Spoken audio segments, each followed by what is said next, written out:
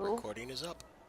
Okay, so when last we left off, the group had finally ventured away from the squalid town of Marshtown, down in the swamp, managing to have a somewhat uneventful trip. I mean, you guys did have to fight off some Sahagwin, and you watched a couple of Imperial naval vessels get the shit kicked out of them by some kind of weird elemental monster, seemingly attacking and then becoming the victims of merfolk. But other than that, you guys managed to fight off the Sahagwin and make your way safely to the town of Korda. Town's a bit of an understatement. City, more like, as it is just a sprawling mass coast and this massive cliff face. Managing to make port and make it through the kind of cursory customs check from the dock agent that was there. Ventured into town a little bit, did a little bit of just basic exploring around the market district, having a nice grand old time at the communal bathhouse, the Squeaky Sponge. Meeting some characters there, and meeting some more characters at the Captain's Cabin Tavern, as well as acquiring some rooms for the night, and for a couple nights in advance. Waiting on your new paladin companion, Gunther, to get over his bout of seasickness. The decision that it might be a good idea to get some kind of registration papers in case you were caught using any kind of magic. As those of you who are a little more familiar with the Empire are aware that mages tend to be kept on a pretty closely watched leash as far as high magical talent. So, deciding that it might not be the best idea to go to the government itself about these papers, you decided to go and use Garuk's old contacts at the Thieves Guild, also known as the Order of Shadows, for the one person in here that would know the name of that. I didn't try and use that old contact, even though she warned you that she might not know the code to get in, having been several years since she's had any contact with them. You did find the entrance and make it into the first door, and tried to make it into the second door, but it didn't seem like the codes were working. And after trying to holler through about wanting in, maybe a little less kind than smart. May have been a tad overzealous. A bit. Just a little. The party found themselves suffering from a gas attack that was, or after some kind of poison gas was pushed into the room and knocked out everyone but Garuk, who was then confronted by some armed.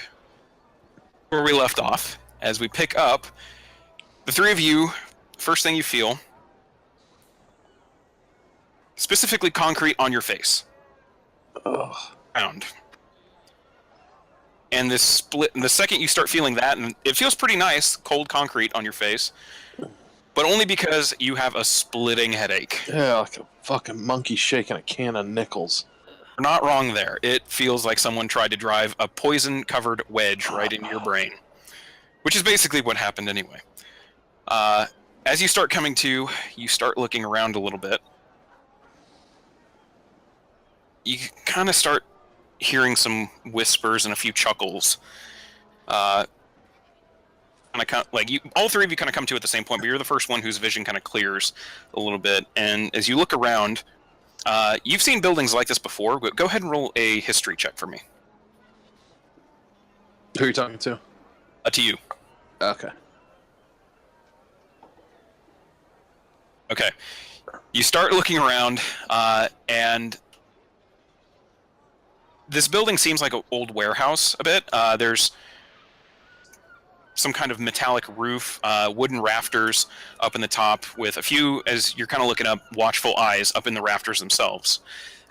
Glancing around, it's a pretty large open floor plan. Have different kinds of crates and different marked crates. A few of them that appear to have some kind of labels on them. Over in one corner, there's a bar. Appears to be just some kind of man sitting behind the bar, cleaning some glasses. A few people standing at the bar just watching you and the group. Looking around the kind of format and what kind of area you're in, it seems familiar that you're able to place where you might possibly be, as far as like what kind of room you're in. But it seems like a pretty big room with people in it. Yeah, it definitely looks like a converted warehouse. Pretty big space. And as you begin to, the rest of you your vision clears a little bit. You start looking up, and straight ahead of you, about 5 feet away from you, there starts this ornate rug, but a pretty nice quality red rug, leading straight up to a nice little wooden dais, where on top of it is sitting a chair. A pretty ornately carved chair, high-backed, with what looks like pieces of old ship wreckage and driftwood and other kinds of flotsam kind of just nailed into it. It's kind of a weird-looking thing, almost like a set piece for some kind of just someone who's really into naval stuff. Like, hey, I'm going to take, the wreckage of a ship and make a chair out of it. The chair is a man with sea blue skin and short cropped hair, but it's roughly the color of sand. And as it kind of waves a little bit with the breeze that's in the room, it almost looks like shifting sand on the beach. You kind of notice symmetrical patches of red, some kind of skin on his neck, on each side of his neck. I'm going to have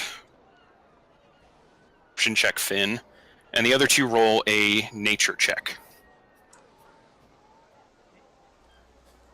Just a heads up, Roll20 has been rolling shit for me this year, so I'm expecting.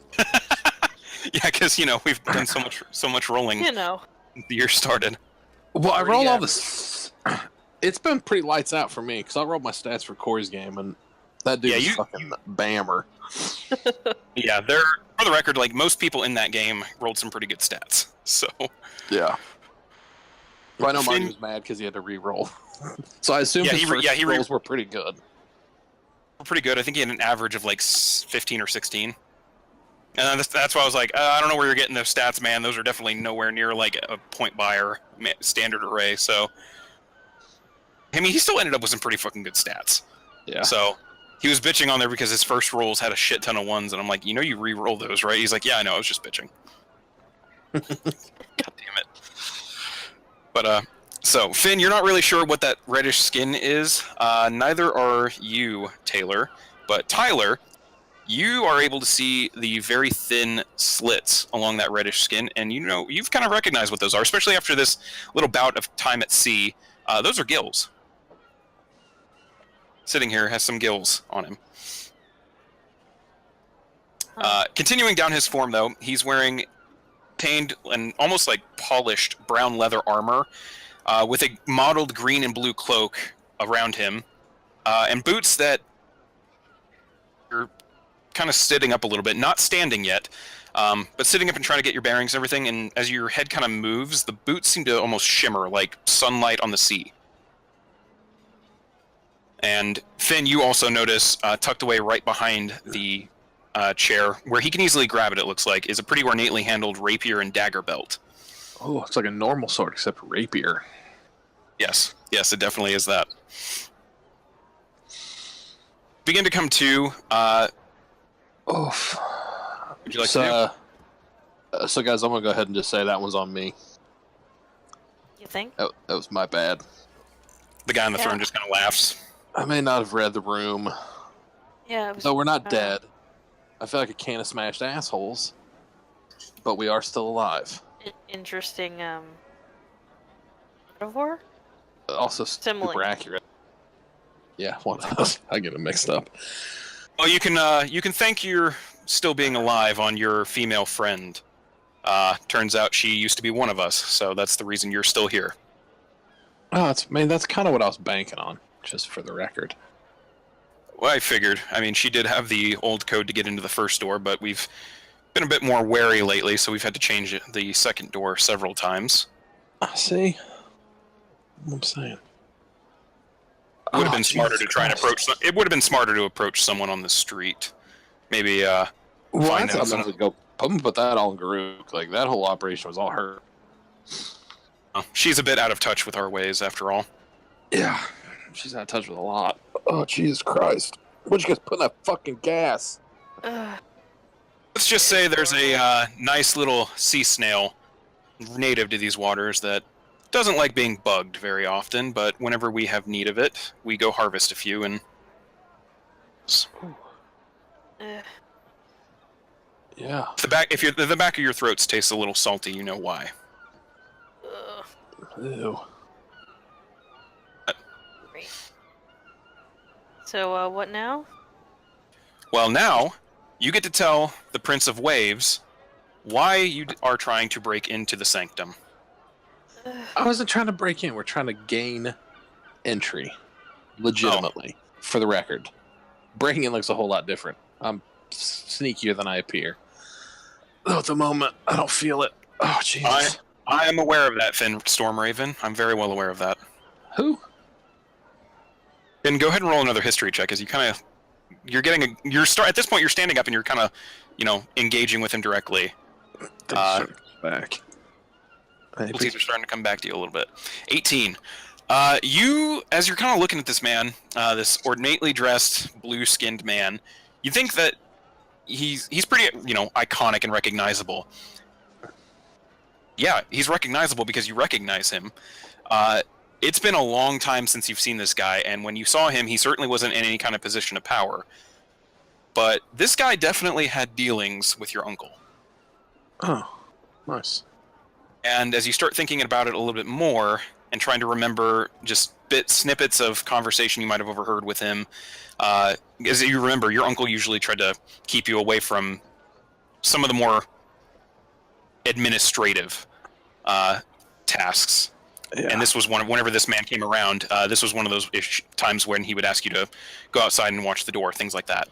But you do remember that this man was usually associated with the Thieves Guild, the Order of Shadows. Yeah. And that's where you've seen him before. He was the contact that your uncle paid tribute to. Oof. Back in Hilltown. But he seems to be doing a lot better off now. Yeah, no shit. Somebody's moved up. I like the new digs. Thank you. I decorated myself. I really decorate the sanctum other than this little platform of mine, but I mean, the thieves tend to decorate, and I let them just do whatever. Yeah, I mean... Oh yeah, you seem like you moved up a little bit since last. A little bit. Fortunes have been favorable. I've always been a mover and shaker, and the wells that I was used to tapping back in Hilltown kind of dried up all of a sudden. So, it's elsewhere. And Corda was very kind to me. And you two apparently know each other. Cool.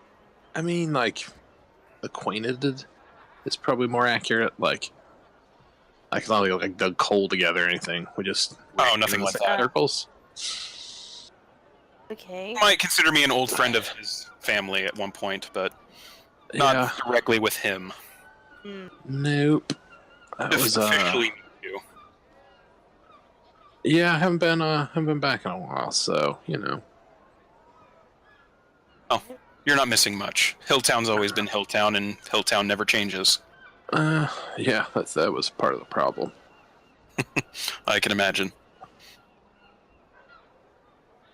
But, so, yeah. would you...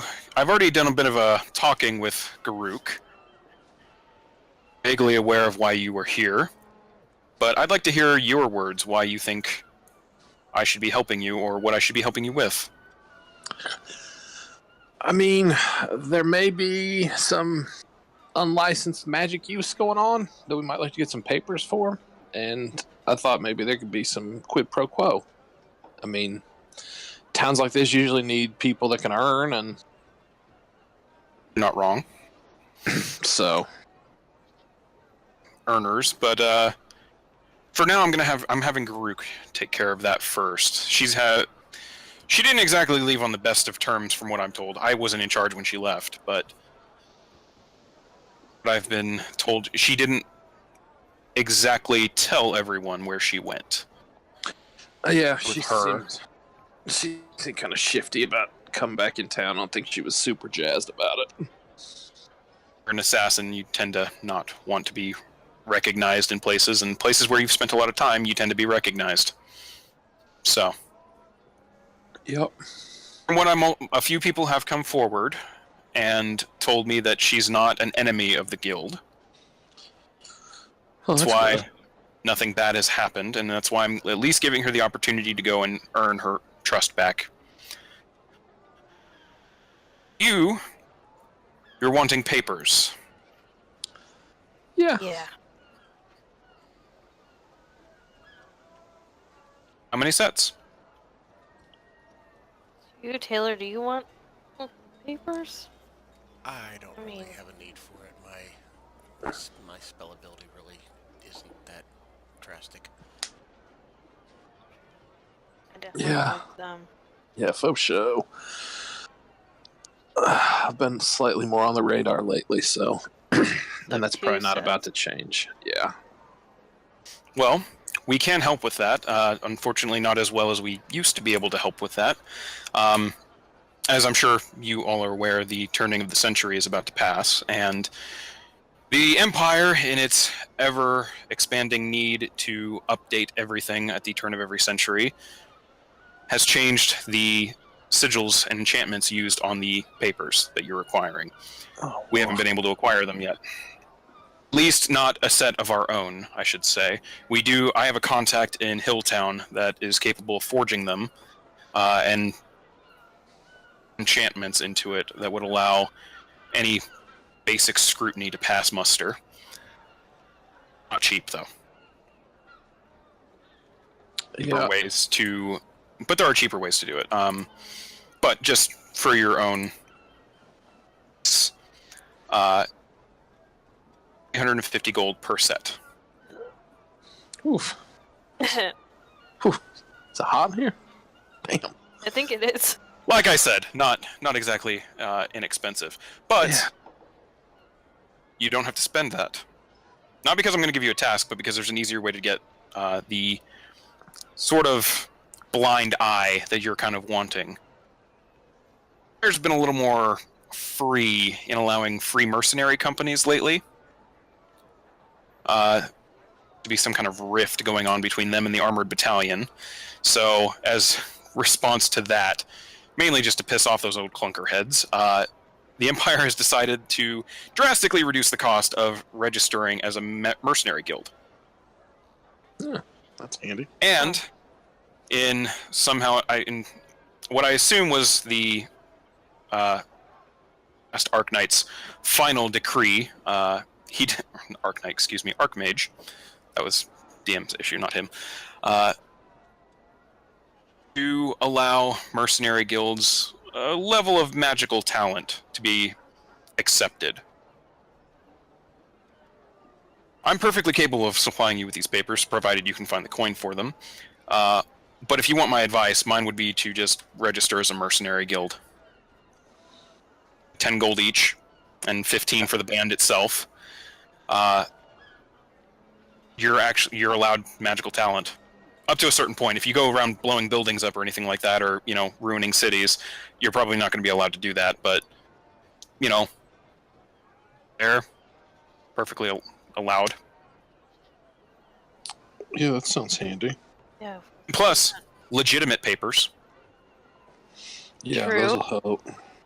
Yeah. Best kind of business is legitimate business. Mm-hmm. But it's the best kind for, not getting pinched. It's the safest kind of business, not the best, but the safest. True. But your choice. I won't make you sit here and think on it if you don't want to. Is entry back or telling me. Garuk will be back in contact with you in a couple of days. Like I said, she's out doing a task right now. But if you need for some reason to get in contact, she'll be able to bring you back here. Cool. Okay. All right. Let's go that route. Pleasure Yeah. meeting all three. Pleasure meeting you two, and pleasure seeing you again, Finn. Yeah, for sure. How is Hilltown these days? It's Hilltown. Doesn't change. Like I said, he gets this almost like far off look in his eye a little bit. I think you have a pretty high passive like insight. You can kind of see there's a twinge of sadness almost in there. I mean, other than the capital itself, it's the heart of Meridia. For ill. Yep. I kind of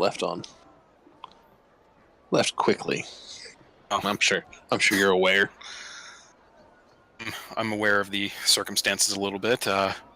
I'd say my condolences for Anatoly, but I don't think you really want to hear that, so Oh, if they hadn't killed that motherfucker, I would have. I'm not surprised by that at all. But hopefully you have a better time here in Corda. Yeah, no, that's. I can't have a fucking worse time. Yeah. Oh, and before you guys leave, just be aware that should you choose any kind of criminal activity and don't tell me about it, we'll find out. Okay. Yeah. Just thought I should make that. I'm sure Finn is aware of what happens when the Yeah. order isn't told. Yeah, no, I'm not trying to step on toes. Yeah, we don't want to Good. cause issues. Just So. understood. Would you guys take this standard 10%? Yes, that would be perfectly fine. No. But I'm willing to flex that a little bit for old time's sake. That's cool. Yeah, I mean, we don't really have no capers in mind, but if something pops up. Good to know. And should you come needing hard cash for anything, you might take a little bit of time to find one suited to your talents, but Yeah, able you to might work keep something your up. ears open. Right? We'll keep our ears open. We always do. Yep. City. Cool. You kind of takes a more relaxed position again. One of the guards, just black leather armor, kind of comes up and gestures over back towards a side door. All right, well, that's our Or cue. is it? Quick question: where was my wolf during all this? For the sake of this, I'm going to say you left her at the captain's cabin in your room. Yeah. All right, that makes sense. Moment, Elvis just doesn't exist. So, Yeah, no, Elvis is in a pocket dimension. so, anyway, but you guys take your leave, walking out into the exact room that you just passed out in. Before the door closes behind you and you hear a series of heavy locks clicking into place behind the door, before exiting out the door you came in. And by now, it was already kind of late afternoon but when you guys went looking for this. It's nighttime by this point. Yeah, that sounds about right. So get some food and go to the thing tomorrow.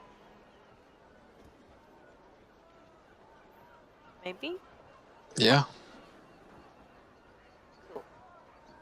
Start heading back towards the captain's cabin. All right, you guys make your way back to the captain's cabin. By this point, I mean, it's shit. What was the date? Okay. By this point, it's it's early in the week, so there's not really a rowdy crowd in the bar this late at night. There are a few people still kind of drinking and carousing. The previous bartender, who you've come to know as the owner, Jesse, is not behind the bar at the moment. Instead, it's just to be just occasionally serving the people sitting at the bar. Looks up and appears to recognize you and just goes about her business. Cool. Well, food, I guess. Yeah. Oh, maybe a drink. Yeah, I could use that. Yeah, definitely a drink and some food. All right, you guys order some drinks and some food, and it's pretty good quality stuff. Garuk wasn't lying. This is a nicer tavern, so no more slops for you guys at least. And from what you remember, it was paid for, based on at least the dinner meal is paid for. There we go. So unless you guys are getting sloshed, it's on the house. Yeah. No. No, I'm not getting sloshed. Nope, just something to remove the taste, the aftertaste. Yeah. And it does wipe away the taste. So long as none of you ordered the hot half work, it gets rid of, it gets rid of the taste. That name, jeez. Yep, I was pretty liberal in naming some of my stuff. Believe me. Just think, there's so many shops you haven't even been to, and so many cities you haven't even been to. One day. Well, we got plenty of time. Yeah. But you eventually find yourself sated on food and drink, unless anyone has anything they want to do tonight.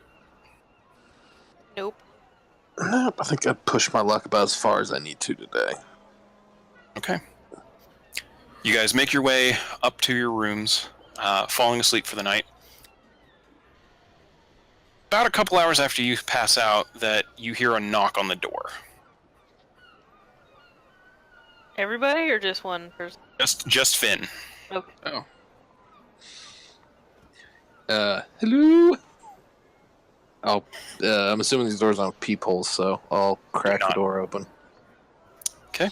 You crack the door open, and what you're kind of seeing in the dimly lit tavern hallway is just a plain-dressed human man, no beard, blonde hair, kind of the like stereotypical like embodiment of humanity in the Empire. Jovial grin. Hi there. What's up? Is your name Finn? Possibly. And I need to know, is your name Finn or not? Yes. With a Mr. Gunther Darby? I don't believe so. Wait, Gunther Darby. Do I know that name? Mr. Finn, I would be... quit the semantics here and please just answer the question truthfully. We already know you came in on the same ship as him. Oh, is that the big fucking stupid dude? Yeah. Yeah, I mean, we came up from the same ship. Okay. Has he told you much about where he's from or why he's here in the Empire? Assuming he was from the north. He said he was looking for some lady. I don't know. I think he was just, like, super into her. Like, wanted to get married.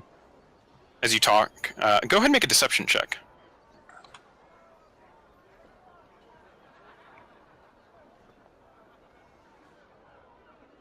15. Okay. Seems to, as you're talking, he's pulling out a small little notepad and just appears to be jotting some notes. Chasing a woman. Question about what the woman looked like. I said she was tall, blonde hair. Makes a note of that.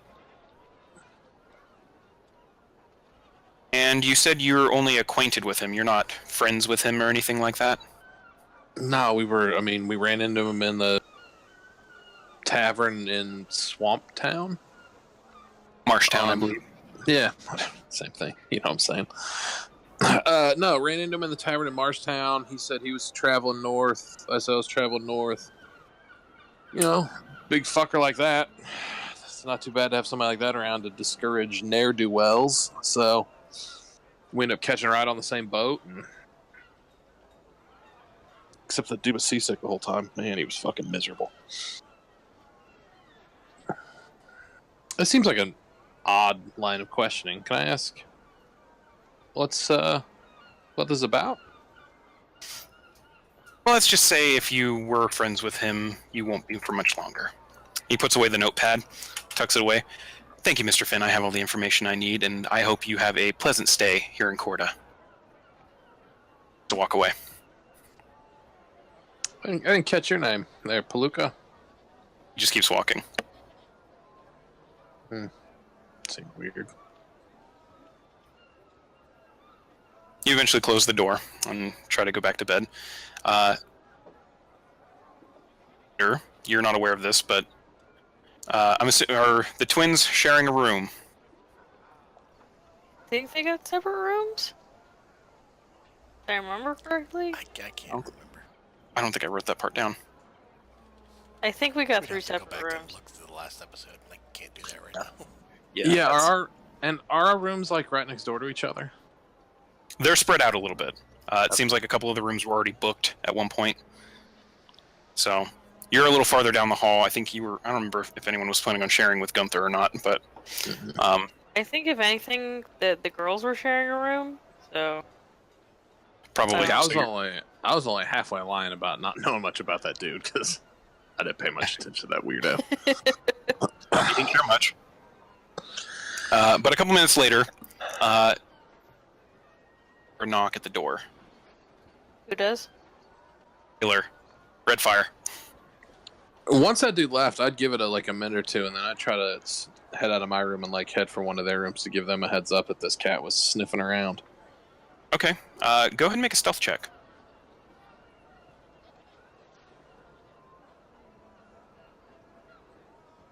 All right. You step out into the hallway and look around, and you're able to see about 5 rooms down the hall.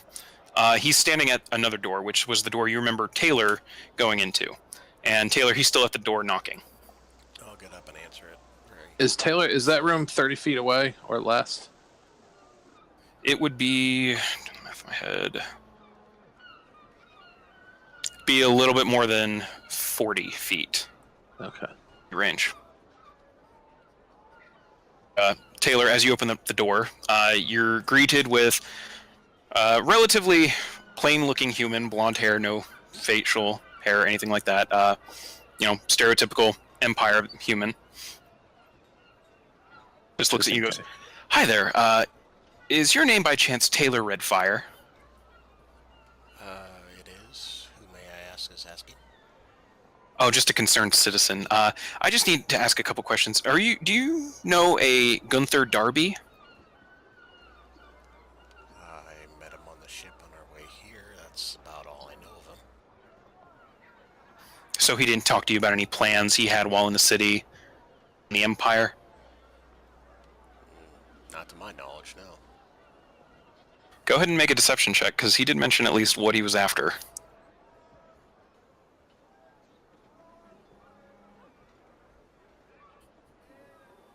Nice. Makes a note of that. Well, that's all I needed. If you don't have any further information, can you point me, please, to your sister's room? She's not in trouble, is she? No, neither of you are in trouble. I just need to follow up with a little bit more information about this man. Oh, okay. And I'll point towards her door. Okay. Thank you so much. Thank you. He walks down the hall to, do you keep your door closed, or? I'll kind of just stand there for a minute, make sure nothing funny happens to my sister. Okay. A couple moments later, you hear down the hall. Door closed. Door closed. She just goes, "Hello." Hi there. I need to speak with Tyler Redfire.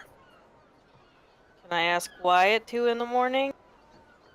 It's a matter of importance. Regarding a certain acquaintance you might have.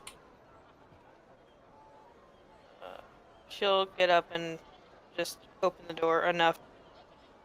Okay. You're greeted with the same human. I'm not going to describe him 3 times in a row. Oh, come on. No. Damn it. I'm lazy to a point. Greeted with the same human, he just kind of looks at you with a smile on his face. Just need to know what you know about Gunther Darby. The big dude? Yes, he would have been on the boat with you when you came into town. I mean, did something happen to him? Oh, don't worry about that right now. I'm trying to collect a little bit more information on the man. Did you know why he was in the Empire, or why he came to Corda? I mean, he was looking for some person, I guess. Okay. Makes a note of that. Did he talk about this person much? Who she was? What she looked like? Something about family. Looked like. Family. Okay. He did. And he puts the little notepad away. Thank you so much, Tyler. You have a good rest of your night. Maybe, just a hint for next time, don't go to random girls' rooms at 2. Thanks. She just shuts the door and goes back to bed. Respond. He just keeps walking. Alright. Other than that interruption, nothing else happens for the night. Unless... Where's Finn, he are you go? good? Where does he go after he leaves Tyler's room? After he leaves Tyler's room, he heads around the corner of this hallway and down the stairs into the main room. Are you still following him? Yeah, I'm gonna follow him. Stealth check holds. You continue to follow him, and eventually he just goes out the front door. Okay. I'll follow him out the front door. Okay. You make your way outside of the front door, kind of glancing around a little bit. Go ahead and roll a perception.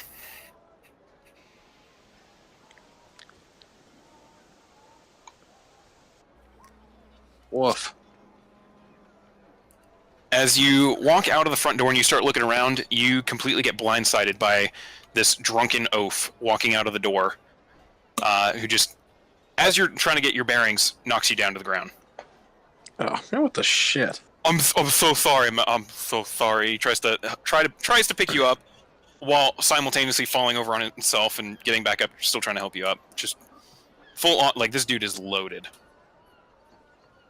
By the time you get up and standing, you're looking around again, the guy is gone.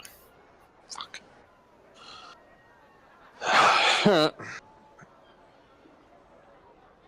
I'll head back up. Make your way back to your room. Right, like I said, uneventful. The next morning comes. You are all greeted with heavenly aroma passing through the hallways. You recognize it almost immediately. This is freshly baked bread, but with some kind of seasoning. That you're not sure what it is, but it is fragrant and smells wonderful.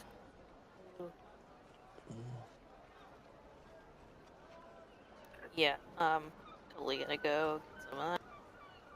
All right. So, you guys had the same visitor I had last night. Yeah, You too. that weird fucking dude. Yeah, I tried to follow him out, but I got waylaid by some fucking drunk and lost track. I was tempted to, but I was tired. I mean, you know, they were asking questions about that Gunther dude, which normally wouldn't bother me. But as I seem to recall, that Gunther dude's little errand tended to line up with our little errand. Right? Yeah, in a way, I think. He Yeah, I was mean, just that person he was for- looking for is part of the same crew as that person you're looking for, right? Yeah, Yeah, that's a little concerning. yeah. Well, I mean, if we run into again, if he gets us trouble. What'd you guys tell him? I said some family member. I don't know. Okay, yeah, it's about the same story I pitched. I mostly played dumb. Yeah, I was. Oh, that's right. He big. was looking for a family member. Taylor had completely forgotten. Yep, as Taylor finally remembers. Oh, yeah. Also, that wasn't really a deception check because it was honestly the truth. I would have reminded you. Like, you would have heard. Oh, I know. Like, yeah. I'm saying I remembered, but Taylor didn't remember. matter, you succeeded anyway, so. Yeah. Thank God. Yeah, that's probably, if somebody's looking for that dude and want to know why he was in town, that's probably not a good sign. Yeah, well, we'll see what happens to him, maybe. Yeah, I wonder if he's still on that. Is he still sick on the ship? We should probably go check. Probably. I mean, after we eat, obviously, because that bread smells fucking phenomenal. I mean, yeah, we're not gonna. By this point, you guys are sitting at the table, and you were quickly served a plate of the breakfast special, which it's 2 slices of that heavenly smelling bread, and a set of eggs, and a little bit of sausage and bacon. Oh, There we go. I'll feed the sausage to my wolf. She's very happy with the sausage. It tastes very good.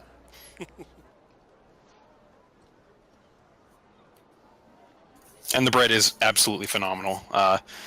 Those of you well versed in nature are aware that it's some kind of garlic mix, but you're not entirely sure what kind, because it definitely garlic that you've had before has never tasted like this. oh, Taylor, your wolf says thank you. She does. She I says figured thank you. did. Yeah, she definitely does. She enjoys the sausage.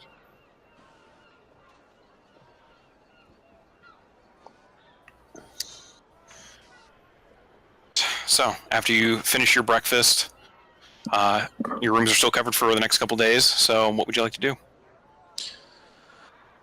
Oh, Let's shit. check on Gunther. Yeah, let's go check on Gunther. Okay. Okay.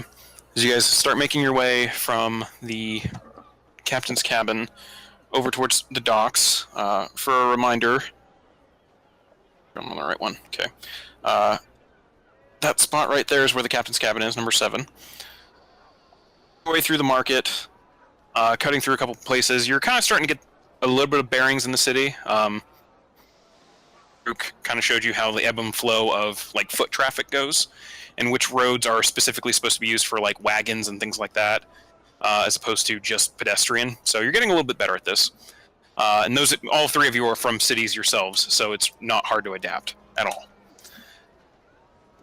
Make your way over to the docks towards where the Mist was docked at, and as you get into the general dock area, Finn, you immediately notice this. The ship itself has 2 Imperial Guard standing at the dock itself, where the gangplank is.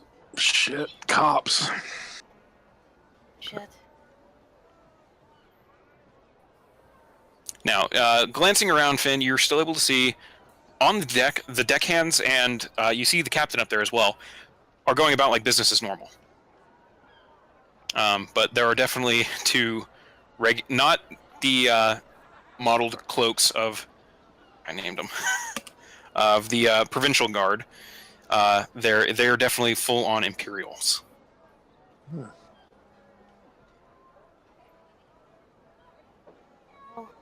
There they are, the Courton Coast Guard was what I named them. But they're not that. You've seen a couple of those guys around with the modeled like blue-green cloaks. Yeah. You know, the color of sea stuff. Seems like the city leans into that pretty well. Not these guys.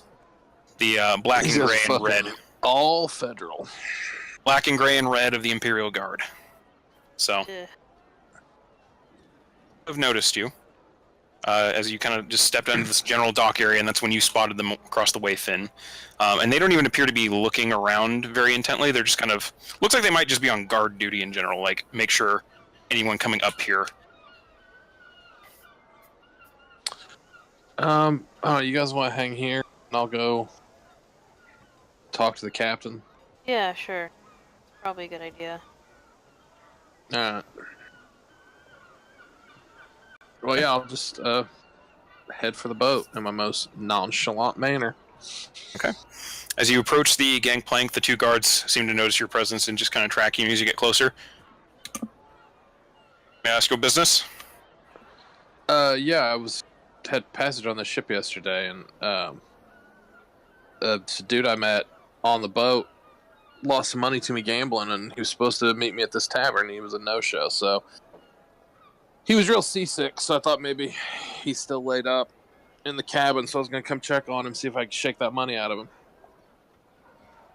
Go ahead and make a deception check.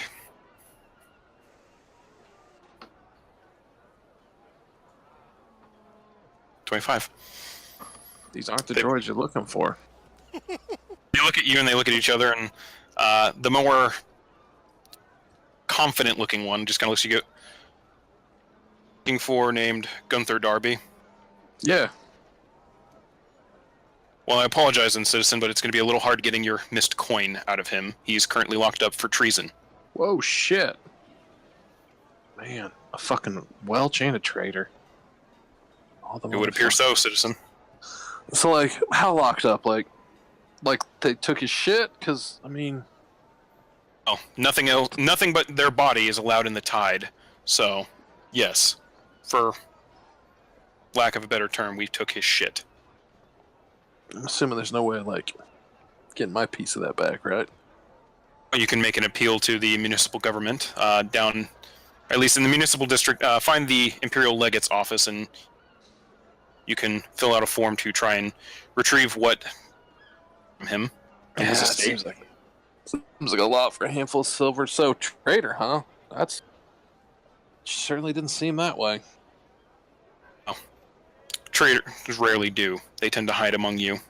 And, thankfully, the watchful eyes of the peacekeepers were able to identify the northern spy and catch him before he was able to inflict any treasonous behavior upon the city. Yeah, no shit, man. Whew. Bless the Empire, man. Keeping us Glory safe to the Empire. every day. Glory to the Empire. All right, fellas. Well, you keep up the good work. Safe and vigilant, citizen. Absolutely, make us citizens proud. Okay. And you begin walking away. Yep. Yeah, I'll use Awakened Mind, and I'll just talk to Taylor and Tyler individually and say, "Hey, just meet me out of the sight of those guards. I don't think it's probably a good idea for us to get spotted together by the Imperials. Alright. They're not super fond of the Elvish, so we don't want them thinking you guys are some kind of spies too." She'll just start like walking in a direction like towards the what was the big like beach? Pleasure Cove. Yeah, she'll start walking towards Pleasure Cove and then take a turn somewhere to meet him. Yeah, I'll be following too. Alright, you guys start heading over there. For the sake of this, go ahead and make a stealth check.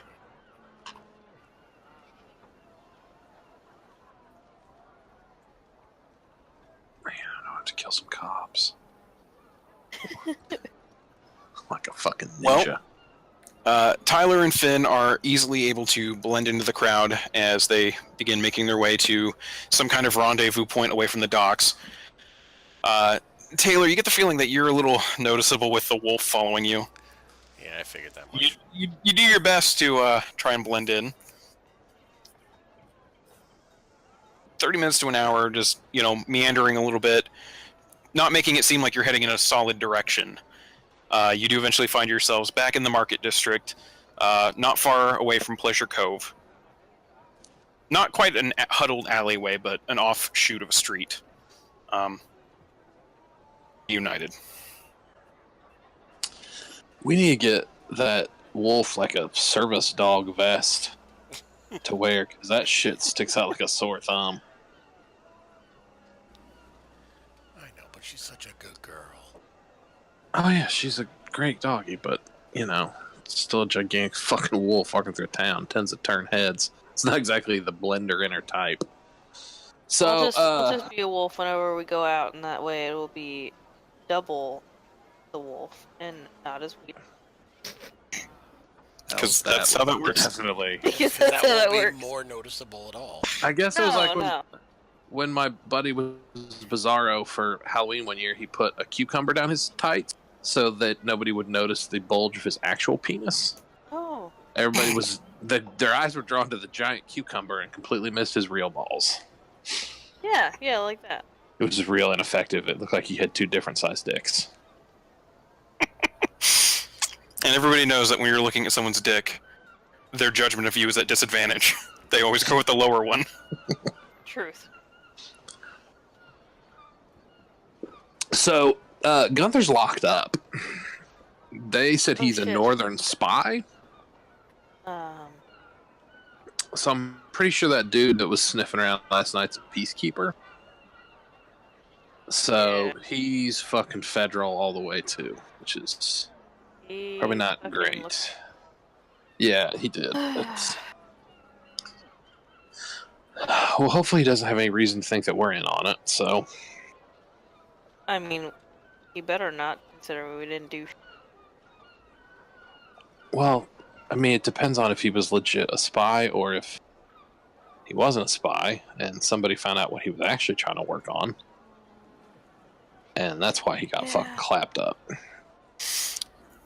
In which case, that is not good news for us. True.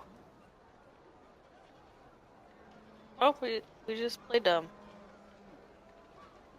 Yeah, I mean, I guess it happens. But hopefully, I think I covered good enough to those fucking Imperials that dude owed me money from fucking card game on the boat, so. Yeah. A spy and a Welsh. And I feel like it'll be hard for them to figure out what we're doing without going to, like, Marshtown. Yeah, Well, and even then, I mean, Yeah. depending on how many people you guys have talked to about your little Not many. crusade, as it were. Not many. That's good. Yeah, because Mio isn't telling anybody. Well.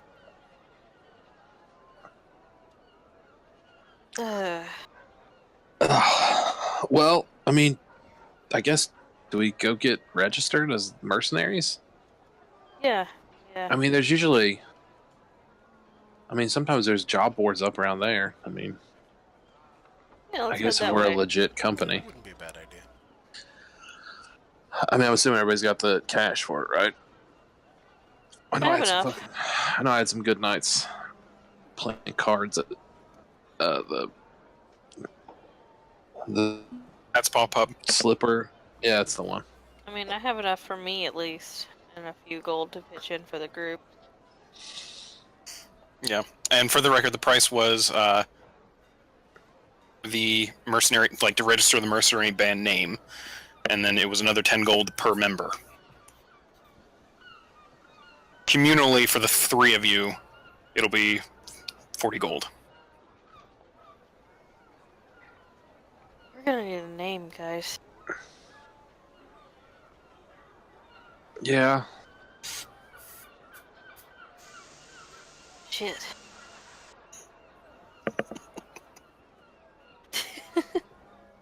Sorry, you weren't supposed to hear me laughing. Oh, well, too bad.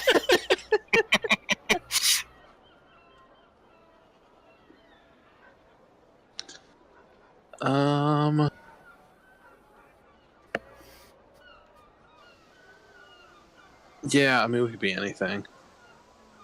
Alright. Name ourselves anything. Perfect. We are the anything, really? No, that's a dumb name. Well, I mean, you got your wolf there, so like it could be some wolf something. I don't know, like, how's that work? Because there's probably like a shitload of mercenary gangs, and probably they got all like the tough side of names taken. More than likely. You could be like the fuck kills. The fuck kills? It's probably taken. Could just call us the Wolf Pack. Not I mean, bad. it's not terrible. It's not phenomenal, but It's not terrible.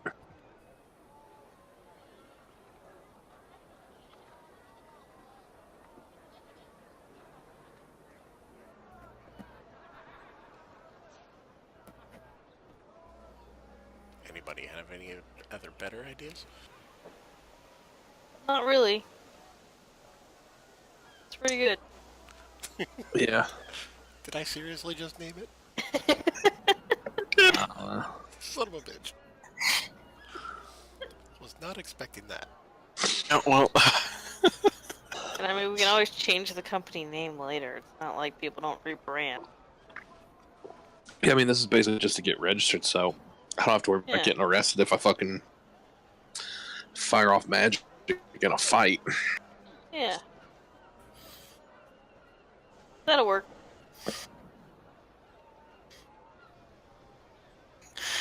yeah, exactly. That fucking gif. So, having settled on a group name, the rest you decide to head down to the municipal district, getting a little bit of directions to kind of help, as you guys haven't been in this part of the city yet. As you make your way there, you're passing through most of the market district. And where you end up to get to the municipal, if you guys are watching, it's this little road right here. Cove right there. So on the left, all you have is this beautiful expanse of sand and beach. A few people down at one end of it, closer to the cliffside itself, appear to have laid out some towels and are just kind of relaxing in the sun and the sand. On your right-hand side, you have these swooping structures made of this beautiful kind of speckled rock, almost like a granite, but not quite. It's a lot more polished. than granite normally is, and it's got a different kind of grain to it. And as you're kind of looking around, a lot of the nicer quality buildings in the city appear to be made out of this rock. This is probably something local to the area, but district. And as you kind of look around, it's not hard to distinguish a couple of them based on the flags and the signs out front. Easily you're able to find the Imperial Barracks and the Imperial Legate's office off in one area. In addition, there's also this big building immediately to your right. For kind of reference, looks like a massive courthouse, but the sign out front with just not quite marble, but this polished rock columns, 6 of them out in the front, large set of stairs leading up to it with these massive double doors, and a sign in front of it that labels this as the Corda Municipal and Provincial Building. And based on kind of what you were told as far as registering, this is the place you'll want to go.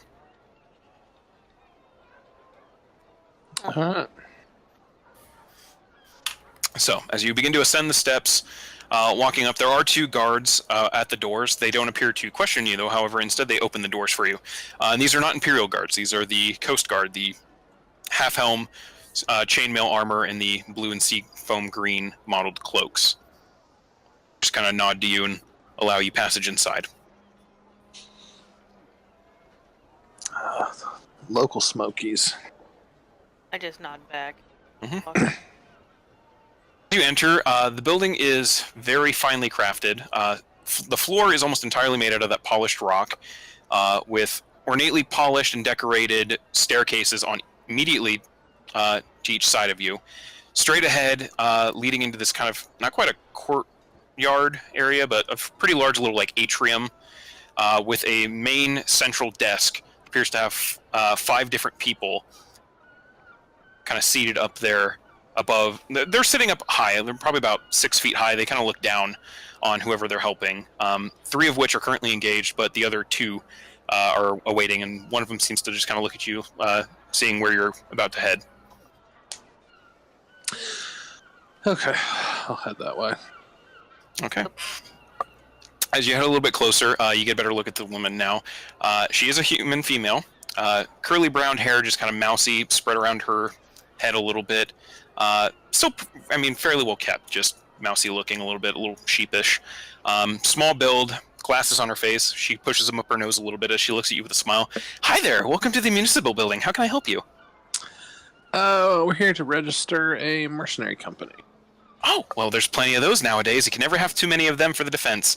Let me see here, and she starts trying to go through different books underneath the table. Are you registering at the municipal, the provincial, or the federal level? Federal? That's what most people go with. It means that your credentials will follow you anywhere in the Empire. Yeah, that's the one. Perfect.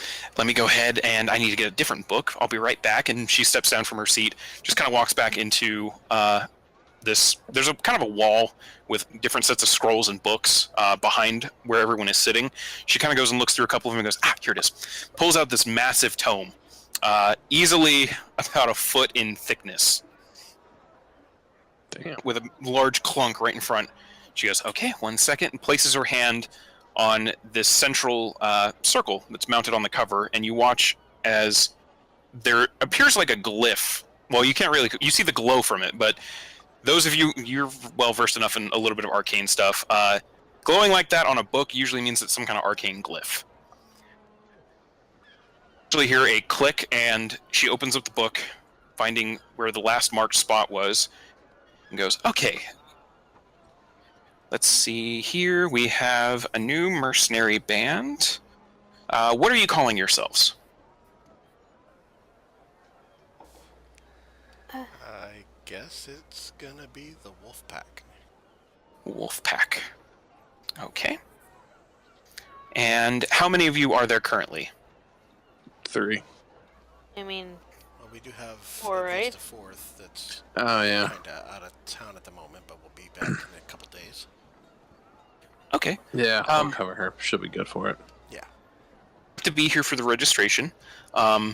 but you can easily bring her back in and just mention this, and you can have her registered at that point. Okay? That works. Okay. It's an Sounds good. easy process. So, okay, can I have your first and last names, please? Yeah. Tyler Red.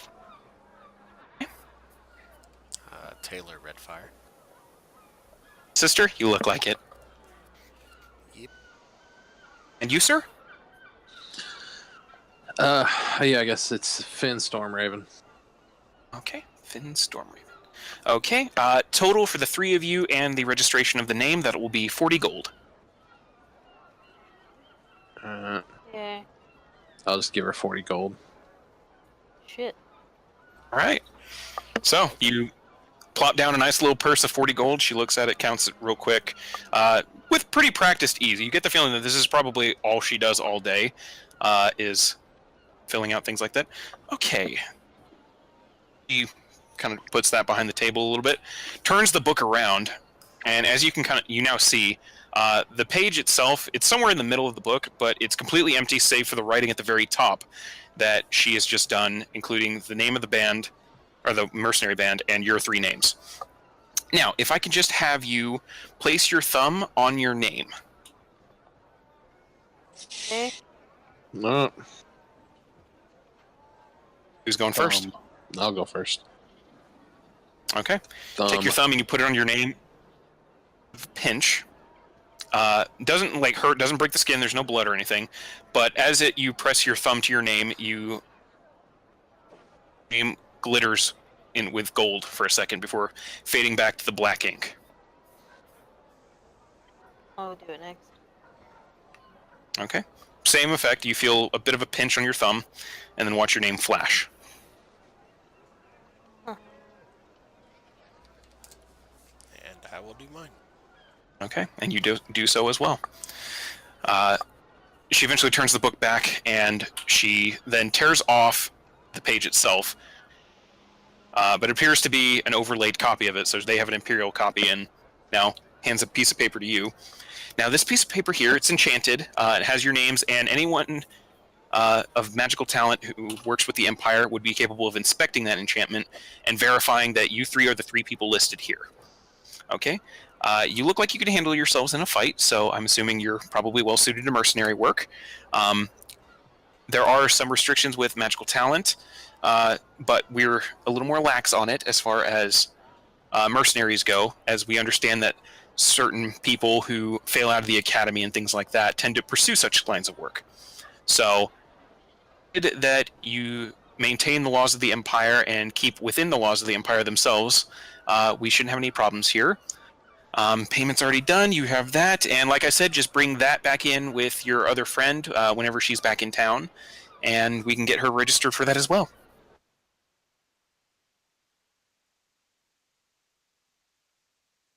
Is there anything else I can help you with? No, I think we're probably good. Yeah, I think so. All right. Well, have a pleasant stay in Corda. Hey. Alright, well, not after we're getting thrown in jail. Or conscripted. Alright. It's usually a pretty good idea not to get it conscripted. Yeah. But you guys eventually make your way out of the municipal building and back out into the streets. It's at this point you see something that you were kind of told to keep your eye out for them, but you haven't seen any until now. It's a little later in the day, somewhere closer to 10, 11 o'clock. But you now hear the sounds of the city seem to be coming alive. It's a lot more of a vocal city than it previously was when you guys came in. And you also now see a town crier there in front of the municipal building area, and crying out what appears to be the day's news. So, as he's going through the list, turmoil in the Redwood. Elven rebels attacked an innocent merchant caravan traveling from Hilltown to Oakland. No survivors found. Imperial citizens advised to be on guard around all elves traversing in the Redwood Forest. On the continent, gold mining operations found to be underway in the Northern Territories. Stonefall Keep denies knowledge of such resources, insisting operations are by private individuals and unreported. Imperial Mining Commission preparing to enter territories to obtain new wealth for the glory of the Empire. Of the Arcane Lightning Rail complete. First successful day trip from Meridia to Hilltown, taken by Emperor and Consort Charles Malor. Commercial trips to begin before summer's end. Under attack. While defending merchant ships, the valiant Imperial Navy vessels Fiery Spirit, Wave Cutter, and Saber of Light came under attack by vicious sea monsters. Survivors claim merfolk attacked unprovoked. Fleet Lord Mazik and Legate Zashan considering swift and brutal reprisals. Northern spy caught entering the city by peacekeepers of the Empire, currently imprisoned in the Tide, awaiting sentencing for treason against our glorious Empire. We know that one. Preparations in full swing for the Seacrest Festival to take place on the 7th. Those caught interfering with imperial or provincial officials will be sentenced to 3 months imprisonment in the Tide. Furthermore, any trespassers spotted on Estate Plateau 7 will be executed immediately without warning. Interesting news. And then he continues to repeat this as he walks up and down this kind of laneway. Looks like new people every once in a while, or at least enough time to pass to begin the cycle over again. I'm taking Estate Plateau 7 off my list of places to go. Yeah, not kidding. I feel like I should wait. I feel like we should wait for Garrick to mess with the friars or the criers, considering I need to give one of them 5 gold. Yeah. So, yeah. Should probably wait for her for that.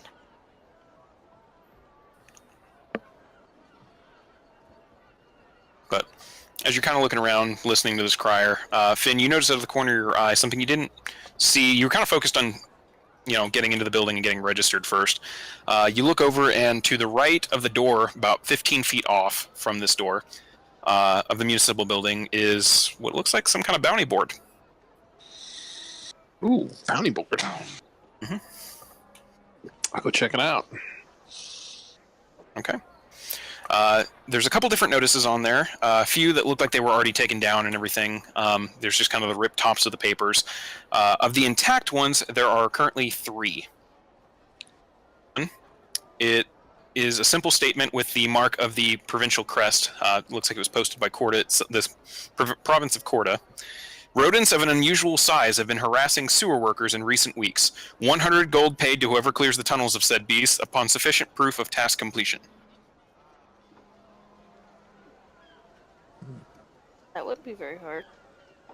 Also super gross. Okay. Oh yeah.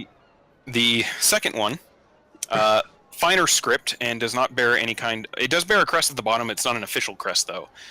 Finn, you kind of recognize this kind of crest. You don't recognize the crest itself, but noble houses tend to take on smaller and a little more ornate crests to identify stationery that they sign themselves. So you get the feeling this, and reading through it, it's clear that this was signed and sent by a member of the nobility. But it states, Baron Brendish of Corda, seeking to hire able-bodied mercenaries and skilled peoples. Inquire with Stuart Norris at Brendish Estate. Temporary pass can be obtained from municipal authorities. Job details to be provided upon hiring. That's super vague. Kind of sounds like what we've been doing. Yeah. And the third and final one you find, is a picture. It's not a very good artistic drawing. You get the sense that whoever did this probably wasn't paid for their quality of work. But it's a rough sketch of what appears to be a male tiefling with curled horns on each side of his head, colored in vaguely purple skin. It's not very well, like I said, it's not a very artistic depiction of it. It looks a bit like a kid might have drawn it with some spare crayons or but on it states that the outstanding bounty on the purple tiefling outlaw known as Lucian has been raised from 15,000 gold to 25,000 per Legate Zashan's decree. Bounty only to be paid once tiefling has been apprehended by imperial authorities following credible information provided. Well, It's a lot of money. 25,000 gold. ugh. And from what you remember of Lord Havings telling you, Zashan has pretty good reason to hate him. I mean, this guy fucked his daughter and then robbed him. Sweet. Like, the upping in price is probably because he really wants some vengeance and hasn't gotten it yet.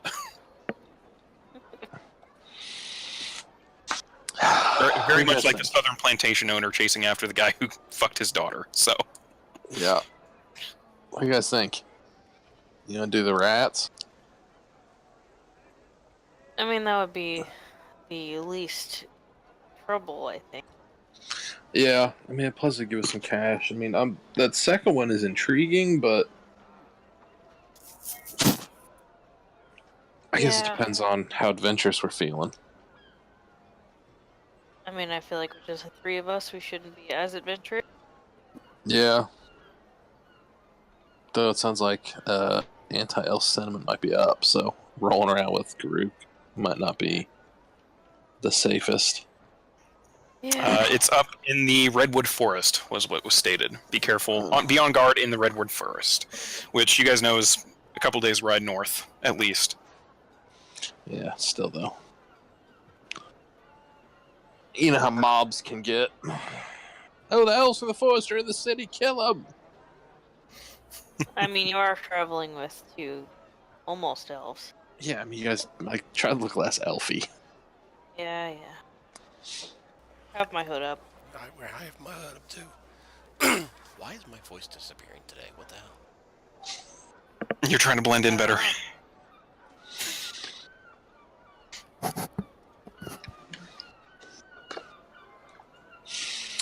Well, yeah, you want to go kill some rats?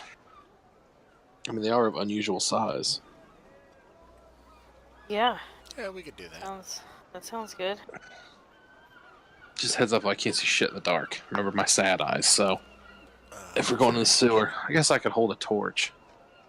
I don't need two hands to blast. Well, you could always drop the torch. Yeah. Or toss it forward a little bit to get more light. Yeah. Yeah, let's go kill some fucking rats. Yeah, let's go. Quick question: do you take the notice off the board or not? Oh, hell yeah. Yeah. Shouldn't have said anything. Damn. All right. So, where are you guys heading then? Well, because all the other ones were torn off, so I assume that was the deal. Like when you take. Wait, there were a couple were torn off, yeah, and then there was just these three that looked. They were either recent postings or postings no one had taken. Yeah, So. which I'm assuming the rats was one nobody wanted. The 25,000 one is probably a standing. I'm sure they put that one back up every day after somebody takes it down. Probably. Plus, I mean, it's a lot of money, but I'd feel kind of bad, like, getting that dude busted. I mean, it is pretty funny that he fucking banged his daughter and robbed him. Yeah, but that purple-skinned tiefling kind of sounds like someone that we're after. Oh, shit. Yeah, I didn't even think about that. So when we do decide to go for said person or decide to kill said person, definitely take that notice and get a good reward out of it. Yeah, it said, like, Back up arrested, to though. help you for helping us. Well, either way, if we have to arrest him or kill him, you know, it all That's depends true. on what happens. Yeah, you know. Yeah, no, Expect the that's worst and hope legit. for the best. Yeah, definitely. Okay. Well, let's go get some rats. All right. So, with that, you guys, where are you going? As the notice just says that they're in the sewers. The sewers. That's all it says. Perfect. Well, I mean, this is like a city job, right? So It does I'll have the ask one stamp of of the provincial guard. those dudes are still standing by the door, right? Mhm. Yeah, I'll just take the notice over to them. Hey, Yes, citizen? if we're gonna do this one, what do we where do we go? That one, I think you might need to talk to someone inside about that. They have the information about it. We just, people take it and... Yeah, no, that's legit. It's usually the clerks up there that print those out and post them. Okay, perfect, So, there you go. Then he opens the door up again. cool. Hey, just think the boys are gonna settle in and watch a movie, so I'm gonna run upstairs real quick and get them settled. Works, And because then I I'll was be just about to suggest taking a break real quick. perfect. Works Yep, for me. sweet. I'll be back in a sec. How long's the break? Whenever he gets back. Okay. I mean, it'll take like probably less than 10 minutes. So if it's gonna be longer than Alright. that, I'll make sure and pop back down. Well, either Alright. way, I can need to buy some arrows anyway, so we could fill some time with that if needed. We could. I was gonna take a quick. I'll take a quick bio break and then we'll jump into that then. That'll work. I'll be back in a sec. Yeah. Say that Goodbye. we'll say that the party splits. Finn, you go inside to get information, and the rest they go shopping. Okay. That'll work. Cool. Alright. Sounds good. Sounds good. All right, be back in 5 to 10. Yep. 5 minutes, real quick.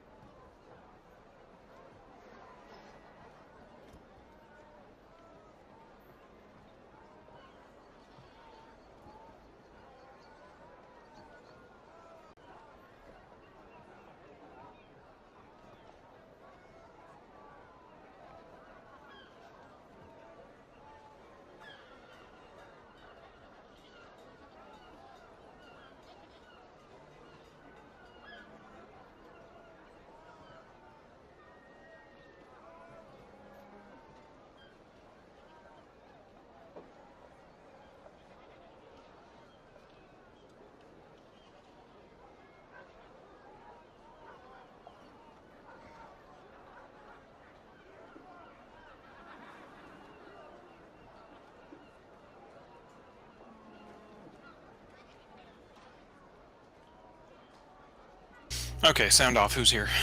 I'm here. Okay. So Matt's still with his kids, and Taylor said she's taking cold medicine. Yep, seems that way. That bodes well. She'll be, completely awake and alert. Oh yeah, totally. Well, in that case, for the sake of this, we're going to say that she wandered off back to the tavern. So, in that case, you get to go arrow shopping. Oh joy. This will be pretty simple, so. Yeah, no. Bit of asking around and getting some information. You learn that the best place you're probably going to find some arrows is at a place you've already kind of passed by. On your map, it is number 9, the place labeled the Quenched Cutlass. Alright. So, you're making your way there. You were once again greeted with the familiar kind of blocked off little courtyard area. Guy, there's no longer... The forge is in the back. It does not appear that it's being actively used, so it's just there's a light smolder from it instead of, the intense heat usually associated with active use. But there is still the building itself, ready for you to enter whenever. Well, I'll probably just go right ahead and enter. Okay. You enter, and first thing you notice is the building is... or the shop itself isn't very big, and the walls are entirely covered in various states, or various pieces of weaponry, armor, a few bits and ends, like equipment stuff, basic metal forgings, things like that. This looks like it's more just a example of the quality of work and kinds of things he can produce. Behind the counter is... Let me see, where's my description? He's sitting behind the counter a little bit, up on a stool, so he's actually at the counter, because otherwise you wouldn't be able to see him, because he's a dwarf. He looks a bit young in the face, red hair, long red hair, tied back into a pretty thick ponytail behind his head, and one thing you've never really noticed on dwarven men, beard at all. But you do see, underneath his right eye is... You might tell if it's a tattoo or a brand, but what looks like a black tear mark underneath his right eye. Yeah, okay. But as you approach the counter, he kind of looks up. He looks like he was reading something and puts it away and goes, "Welcome to the Quenched Cutlass. How can I help you?" Yeah, I'd like to, possibly stock up a little bit on some, arrows. I'm sure you sell those, right? Oh, absolutely. We have plenty of arrows over here. He kind of gestures over to one of the buckets, as well as we have some minor enchanted arrows over here as well. Just pack a little bit more of a punch on the bow. Or if you're interested in upgrading bows as well, we also have a couple of different long bows and short bows over here, as well as Pride and Joy that I've recently completed, and he points over at this ornate case behind him. I'm trying to... It's functionally, the frame itself looks like that of an elven longbow with kind of a nice little stave in the middle, perfectly gripped, looks like for just about most people-sized hands, curving outwards away from towards where you'd be shooting. But different, because then the frame kind of sharply cuts back, and on each end of the stave are these kind of wheel-looking things. I'm quite entirely sure what to make of it, but instead of a normal bow where your bowstring is, tapered into the stave itself, the bowstring seems to wrap around this wheel on each end. For the sake of out of character, functionally, this looks a lot like a compound bow. I figured that might. The best way to describe it, and I think I've kind of got it, but... Yeah. To fill the image in if I left anything out, this functionally looks like a compound bow. That's what I figured. So, he looks at you and goes, "But yeah, we can certainly furnish you with some regular arrows, a new bow. What you looking? Just the regular arrows, or?" Yeah, just some basic arrows today. That bow does look beautiful, but I don't quite think I have the money for that at this time. It's a bit of a pride and joy of mine, 400, but... Yeah, I figured it'd be a little costly. Well worth it. It packs a punch. I'm not much of a bowman myself, but I did the target I was shooting at. I managed to put the arrow shaft straight through it and into my neighbor's window. Oh, So packs a punch. yeah, It was sounds like it. like I said, I'm not a trained bowman. I'm just a blacksmith. Yeah, but that's still pretty good. Oh, it wasn't bad at all. All right. So how many arrows you wanting? Do you sell them in packs or? I usually do. Makes it easier. All right. What's about? How much would about 30 run me? 30 gold or silver? 30 arrows. I mean. Oh, 30 arrows. Right here. It'll be 30 silver. I can do that. That'll be a good start for now. Usually a good one. And I will buy them. Work over 30 silver, you get 30 arrows. Awesome. Anything else I can help you with?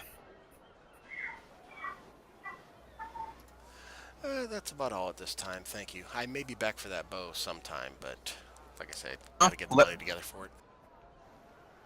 No worries. Let me know. I'm always working on new stuff, and if you have any friends that do other kind of work other than stuff for them, probably too. So.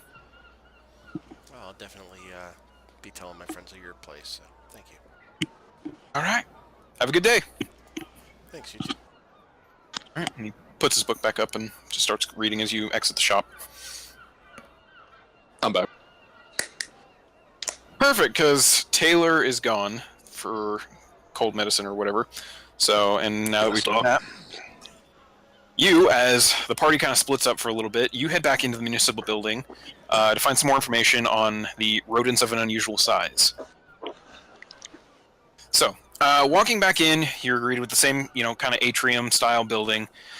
Looking around, the same clerk that had previously helped you is still not working on anything, and she sees you come in and just perks up a little bit, looks at you, and smiles.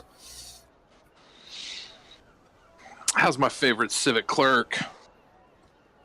Just as well as I was 10 minutes ago when you saw me. Perfect. Well, I just, I couldn't get enough. Oh, that's flattering. What can I help you with? Well, I noticed the posting on the board outside. It said you guys were having some rodent problems. Oh, that one. Yeah, people haven't been wanting to take that. Nobody likes digging around in the sewers. Can't say I blame them. But, no, not at all. well, from what we were told by a couple of the municipal workers, they're not entirely sure what's down there, but they've been getting kind of harassed every time they go down there to do some sewer cleanup, things like that. Occasionally we send the Coast Guard down in there to go make sure that there's no vagrants or anything hanging around. And they've even seen them a couple times and been chased off by a few of them, but they don't seem that dangerous. No one's been really hurt other than a couple scratches and bites. No one's been killed. Cuts. Around more the residential area, the residential district of the city, and the sewers there, closer to the walls. So we get the feeling that they don't like being anywhere near the seawater, because most of the sewers do run into the sea. Yeah. So my guess, there is a little sewer outlet, if you're looking at your map, and she pulls out a quick little map of the city to show you this. If you see this little area here, a sewer entrance. Oh, all right. Let me know when you're... Yep, where was here? There. That little blip. Where residential is. Hold on. I think I have. I think I'm zoomed too far in. Okay, over by the walls on the eastern side. Okay. Alright, I'm back. Welcome back. See it that time? I did not. I did not see it either. Okay, I feel better. Still showing. I see the now. yellow. Yeah. Okay. I saw. Oh, that was. So, Yeah, to that the was right. me. That was me. Purple. All right. Yeah. She had it right. Not. She did it like right above where mine was. I didn't see yours. Damn it. Okay. Screw it. We're gonna go with. The appropriate layer. Hey, I should be. take the man. It shouldn't matter. Oh no, I might be on the wrong layer. No. Never mind. Hold on. Wrong layer. There we go. Yeah, there it is. Okay, so apparently if I do ping that on the GM layer, you guys don't see it. That's good to know. Does me no good to do that on that layer, but alright. Doing it on that like that even Yeah, make a that function. does seem odd. Because that's supposed to bring attention to shit for you guys, not for me. Yeah. Okay, DM, look at this spot right here where your mouse is already clicking on. Yep, the spot that you're looking at, you go ahead and just focus yourself on that spot. Well, it's probably for if there's multiple GMs or DMs on the game. I'm not even sure if you can give GM status to someone else. You can. Our other game on Wednesday has at least 2 GMs. Really? Yep. Damn, Yeah, they Huh. flip flop. sounds like a lot of work. Yeah, but like not at the same time though. Oh no, No. They literally go back and forth. Okay. Want to run this day, want to run this day. It all depends on who has the arc ready to go. That makes sense. Alright. Well, anyway, she marks that spot on there and says, now, right there, there's a little, not quite an inlet, but that's where we send the municipal workers through. There's a gate and some stairs leading down into the sewers, allowing you access to there, and you can start your search there. We're not really sure where their nest is. Like we said, we just kind of fan out from there doing work, and they've always been pushed back. Somewhere down there, though. Well, good thing we got some good assistance with sniffing things out. So, That makes things better. all right. Well, I will. And then once we get everything cleared out, like, what kind of proof do you need that the nest is? Signs of the nest, we don't want you dragging, like if there's 100 rats down there, we don't want you dragging 100 rat bodies up, but, some kind of proof like that, or, pieces of the nest, maybe. Okay.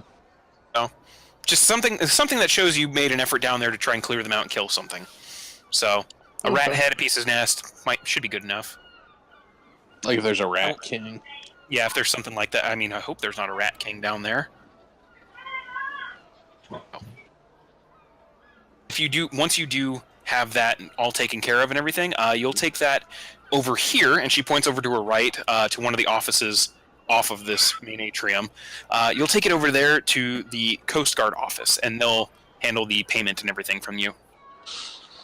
Sweet. And hey, while I got you here, there was another posting out there. It was kind of mysterious about, you get a temporary pass to go out and talk to one of the nobles. Baron Brandish's post. Yeah, not many people have been wanting to take that one. We don't really know why. He kind of has a reputation for being not ominous or cryptic, but melodramatic. Okay. Seem like it's a bigger deal. I mean, he's a sweetheart, really. But as far as I think, it's just guard work was what he made it sound like. Okay. He didn't say what they were guarding, what they would be guarding, but we know that I at least know that he's had to post that 2 other times because other mercenary bands have said no to it. Oh. Get the armored battalion, and they don't exactly take little jobs; they take big ones. So maybe that's why. I don't know. Okay. Well, perfect. Thanks for the directions. Exterminator job, and I'm gonna go get to work. No problem. Best of luck to you guys. The Wolf Pack. Yep. Yeah. That'll work. So you guys make your way out of the municipal building. As a point of this, we're going to say, since everyone split off in their separate directions, you guys all agreed to meet back up at the captain's cabin. Sounds like a plan. That works. So, eventually making your way back into the market district and into the tavern itself. It's currently lunch service, but the owner is, once again, Jessie Sapphire. She's behind the bar, just kind of directing her serving staff. Make sure everyone's tankards are filled up. Tyler, you've been in here a little bit, since you didn't really have anything. You didn't really want to go arrow shopping, so Right. to just sit down and enjoy a drink and hang out a little bit while waiting for them. Yeah. It's been pretty good. So you've got a drink in front of you, whatever you would like it to be, but Probably just something cheap right now. just an ale. It's a pretty decent ale. Cool.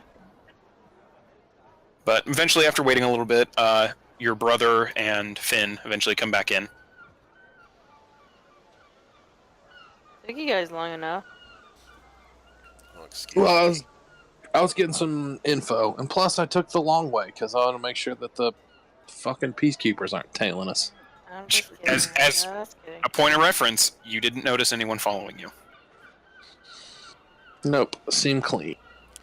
I was just I'm that talking dude. to kidding. a store owner down there at the weapon shop. It's got some nice stuff.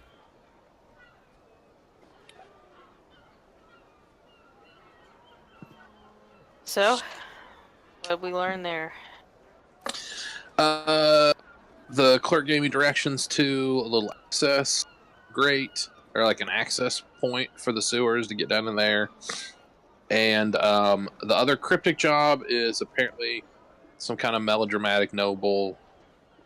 She thinks some kind of guard work. I guess he's reposted a couple times because groups keep going out there and then passing. So I don't know if it's just like beneath them or if it's some kind of weird, like, I don't know, some kind of weirdness that nobody wants to get into. But she didn't seem to think he was too, like, it's not like sinister or something where it's like we're going to end up stew, but maybe it's not the most appealing of jobs.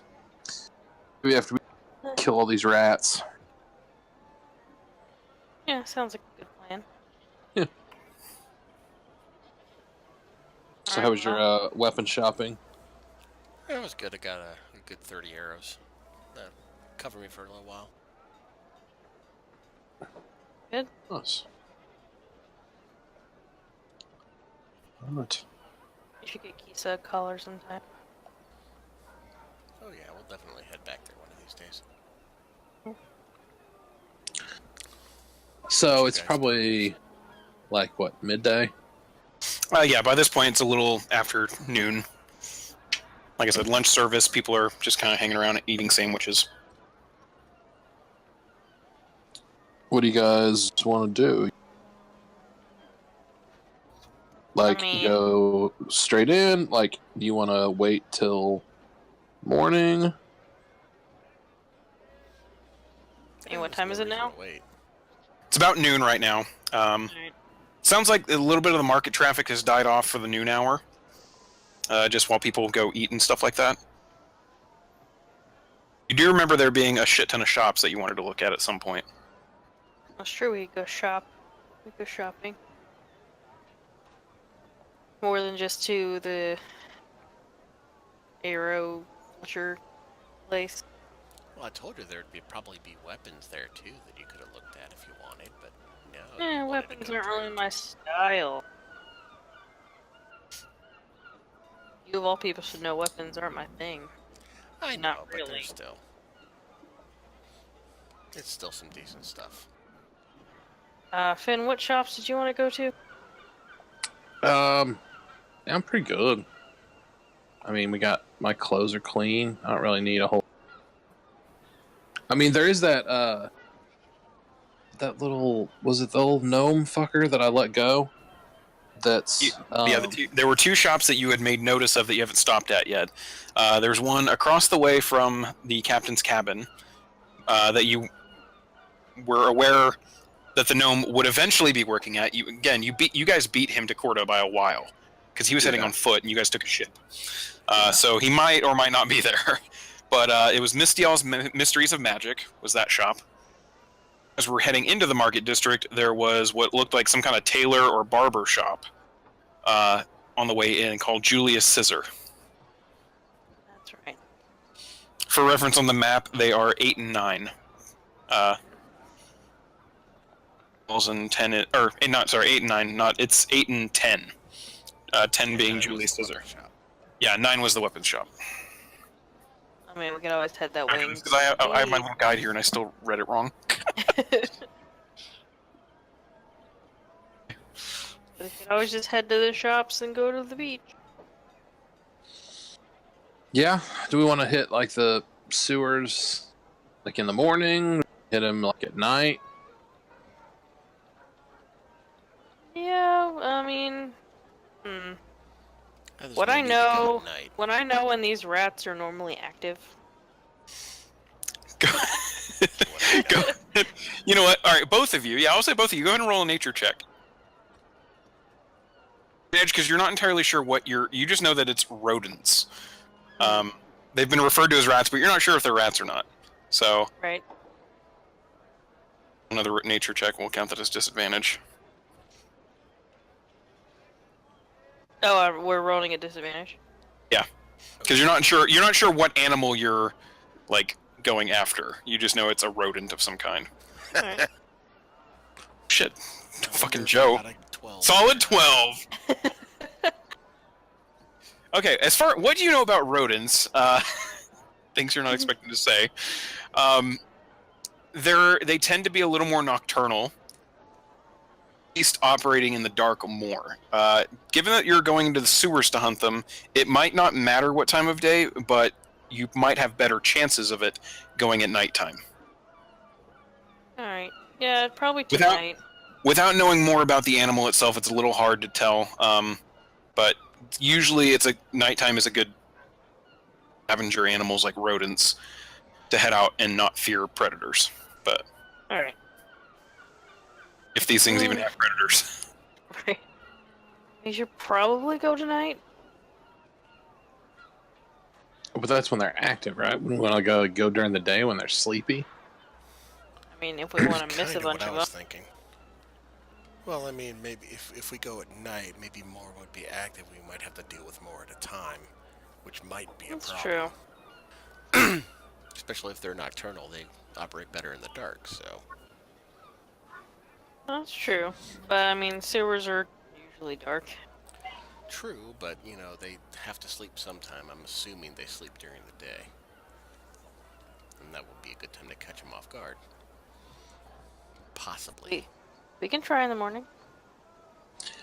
Well, we'd be able to like find them if they're all sleeping though. She just shrugs. Well, we could wake up before dawn and go kind of camp out and see if we see any heading back. It's true.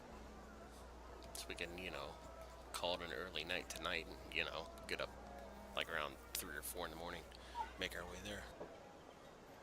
Yeah. See if It they works start for me. heading back around dawn. If they're even outside, that is. Works for me. Yeah, it works for me. Okay, so we could go peruse some shops and maybe hit the beach if you guys wanted. So what do you guys want to do? Since That- we have time.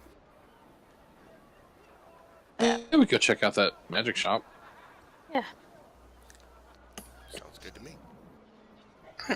So you guys are heading to the magic shop then? Yeah. Indeed. After settling your tab, it's 2 silver for the lunches and drinks and everything. Never feels like forking that over. I I'll got fork it over. Oh, it. I already said it. I alright. got it. Mine. Sweet. All right. You fork over the 2 silver, you clear your tab, you walk out into the market area, and like I said, it's just, you see where it's placed on the map. It's just across the way. The building itself is not, like I said, described it first, it's not very big, and the door itself, or at least the frame around the door, is kind of rounded, almost like an orb, which is a little weird considering the building behind it is still like a regular row house building, like square, rectangular. But it has the shop, the sign on it just says Mistial's Mysteries of Magic, with kind of this door on the center of it. Sweet. All right, so you guys go inside? Yeah. Open the door and head inside, listening as the little bell right above the door starts jingling. Inside, it's a bit darker than just about every building you've been inside. Taylor, you were aware that the blacksmith shop you were in earlier wasn't like the most well-lit place, but this is significantly darker. There's a couple of low-level light torches that you don't seem to have fire or anything inside of them, but just giving off some faint light that cause everything in here to be visible. For everyone but Finn. Finn has a little bit of it's dim enough that you're able to make out shapes and still stuff still. That you're a little uncomfortable walking around in here. It's super dark in here.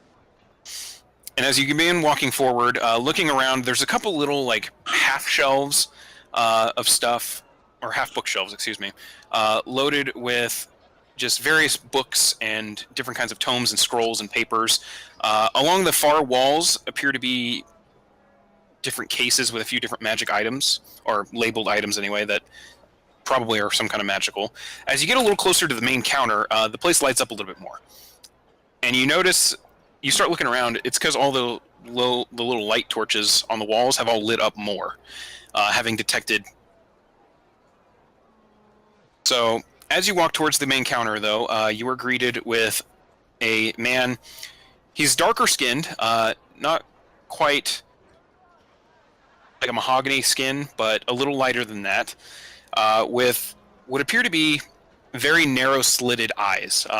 Eyes that you kind of recognize, the twins. Both of you kind of recognize that these are almost like snake or lizard eyes. Along with the dark skin, he has different patches on his, what are visible, his hands and his neck, and even one on his left cheek of kind of greenish looking scales that glimmer a little bit in the light. He's wearing purple robes, marked with an insignia that does not look familiar to any of you. Hair very shortly cut on top of his head. And yeah, I already described the snake eyes. So, looks at you, has a pleasant smile on his face, and just goes, "Welcome to Mythia's Mysteries of Magic. How can I help you?" Oh, just looking around. Thank you. Okay. Let me know if I have anything that I can interest you in. Okay. She's just gonna start looking at the shelves and stuff if there are any in there. Y'all do the same thing. All right. Both of you go ahead and make an investigation check. I'd be doing the same, just looking around. All three of you make an investigation check.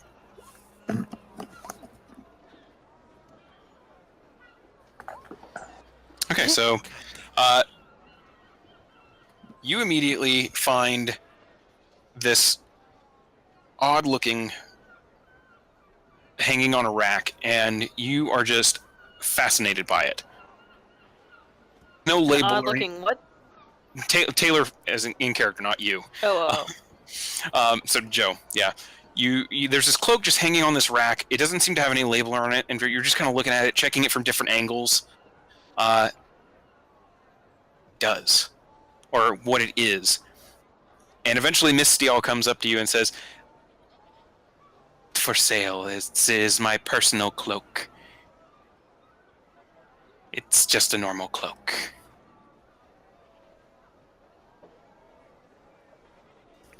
The other two of you, having rolled much higher investigation checks, you do manage. First off, Tyler, you find an actual enchanted cloak that has a label on it. It is a cloak of protection. Ooh. Labeled for 500 gold. Alright. Right underneath it, you also find a set of boots. Kind of look at them a little bit. They seem to try. They don't quite blend in with the ground because this is, an artificial area. Or a little bit. You get the feeling these are kind of stealthy-looking boots, and you find the label, and sure enough, they are. These are boots of elven kind, labeled for 350 gold. You also managed to find another cloak right next to the other one, much cheaper. This one is labeled only for 50 gold. And as you kind of look at it, the color itself, and actually the shape and style of the cloak, change as you move around it. You eventually find the tag, and it is labeled Cloak of Many Fashions, which I believe you are very familiar with that one. Finn, you start checking a couple of the little half bookshelves and stuff, finding some pretty interesting things. A lot of level 1 spell scrolls. Functionally, this part's out of character. There's spell scrolls of varying kinds. For the sake of this, they're all level 1 spells. If you were wanting to get a specific spell, you would find it there. Spell scroll being labeled is 150 gold each. Find a bundle of arrows, about 10 arrows. Look at them, just trying to get, a good glance at them. The arrowheads on them appear to flicker with just like some kind of internal flame. The tag on there says that they are arrows of fire, and it is 15 gold each or 40 for the pack. Nice. I also managed to find 2 different circlets, one of which it looks like just a plain like cast iron circlet that would go on your head. Instead, it's labeled a circlet of the floating disc. You're not entirely sure what that means. That's The cool. third one, and that one is labeled 750 gold. Oof. The second circlet that you find is almost hard to see. It's almost made out of like a crystalline material, because all you're really seeing is the material behind the circlet. This one was labeled a circlet of invisibility, and it is the same price, 750 gold. Oh, shit. That's cool, though. You also see different kinds of potions stacked up in different cases. He has some potions of healing for sale for 50 gold, 1 potion of greater healing for 200, what looks to be a potion of flying for 300, potion of psychic resistance for 75, and a potion of mental fortitude is what it's labeled at, for 300 gold.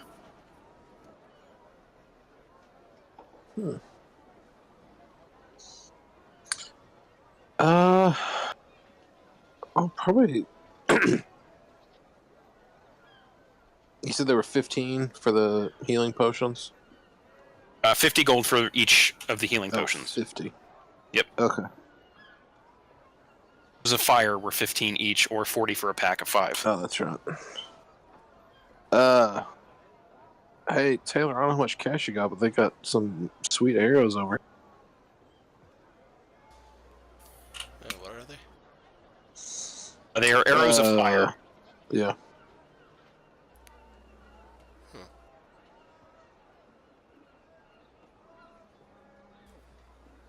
How many arrows were there? And it was 30 for the pack? 40 for the pack, and it's 10 of them. It's a pack of 5. That's 5. Yep. That's right. Pack of 5 arrows. It is 40 gold for the pack, or the arrows themselves are 15 each.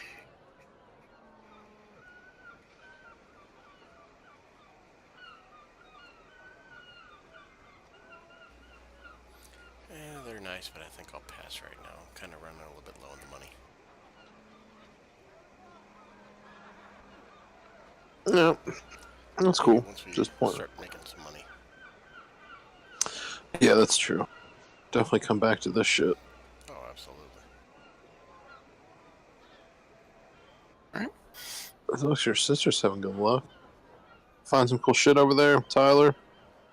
Yeah, I found some really expensive stuff, but they're all pretty cool.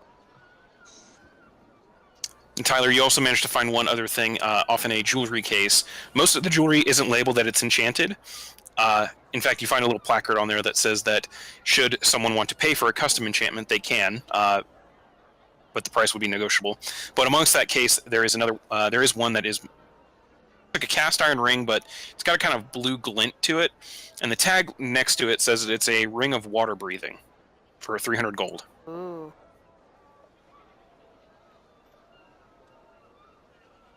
And that you now have seen his entire stock. Sweet.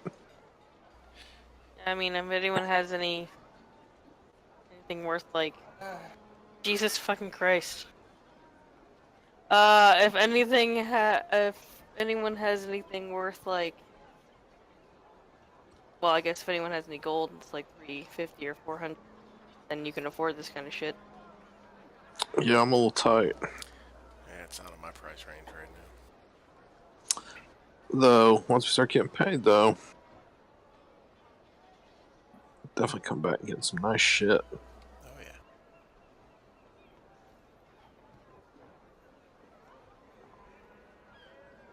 yeah. Alright. Well, what do you guys want to do? You guys want to go, check out that clothing store, or you want to go hit the beach?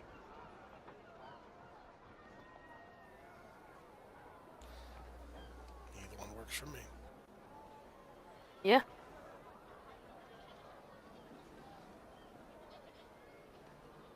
Which one? Where are you guys heading?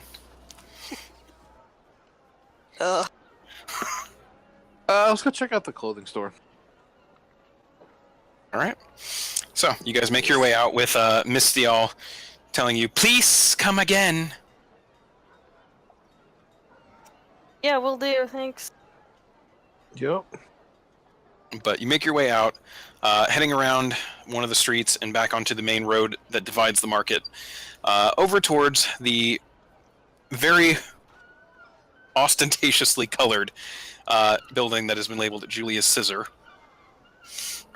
I don't quite remember my description from the last time, but I remember it saying that there was a lot of pink and purple and Yeah, it was things. very frilly and.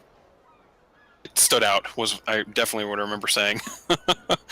But it looks like the building is open. There's, in fact, to be cliched, one of the barber's spirals sitting outside. There we go. You guys head inside? Yeah, sure. You guys open the door and are immediately greeted with a couple of different scents. The first of which is very pleasant. It smells fragrant in here, like almost like perfume or some kind of cologne, or just nicer smelling. Finn, you remember smelling like having been in several nicer homes and estates and things like that. You definitely have smells like this before. This is stuff rich people put on. Oh. It's smell and kind of refreshing. It's the smell of fresh leather. Not the smell of a tannery, but freshly cut and made leather. A little odd, though, and you're not quite sure how to place it, but it's also not a... It kind of complements the more fragrant parts, while being just a little acidic in your nose. As you look around, the interior of the building is just as gaudy as the exterior. Most of the building, or the inside, is pink or purple or light blue. Different walls, some of which are a little more useful on one side. Things you might see dock workers or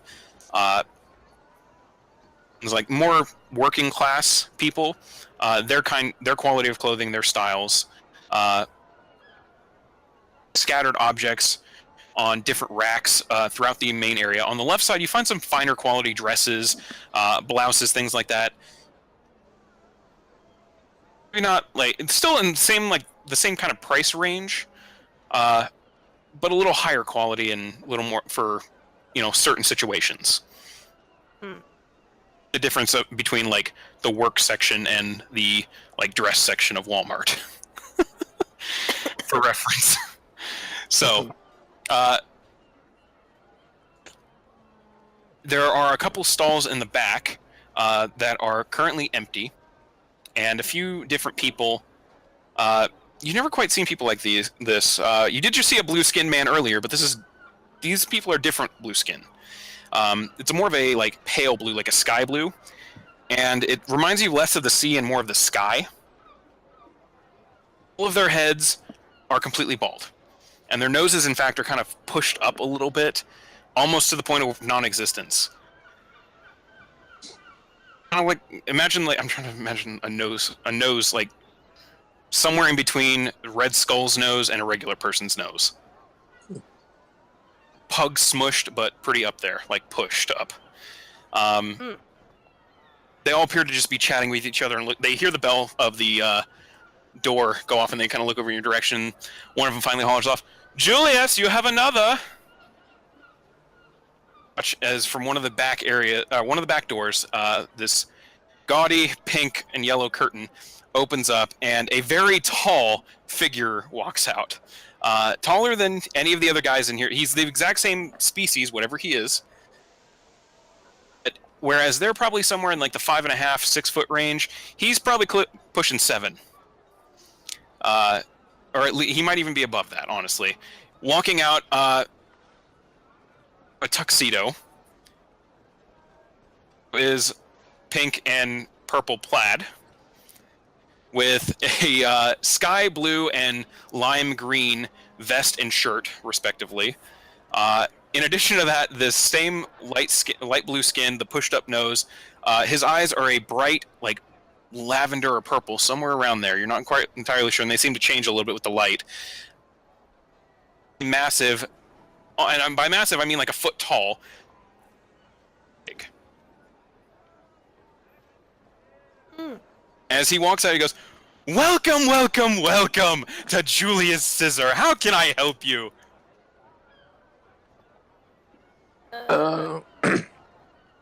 Yeah, just new in town. Just checking the place out.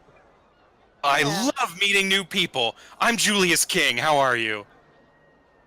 Good. Great. Tyler. Tyler, you're Hi. such a beauty. Nice to meet you. Oh, thanks. And you must be a brother. You look like him. Yep.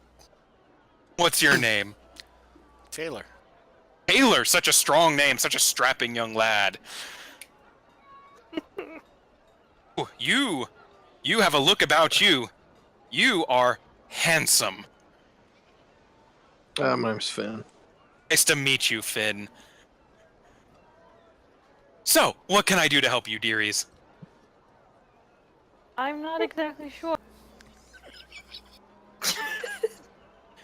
Well, just browsing then? Yeah. New outfits, Yeah. maybe? Maybe, and he drags, your chin, Finn, just going, maybe need a shave or two? Looking over at, or a haircut?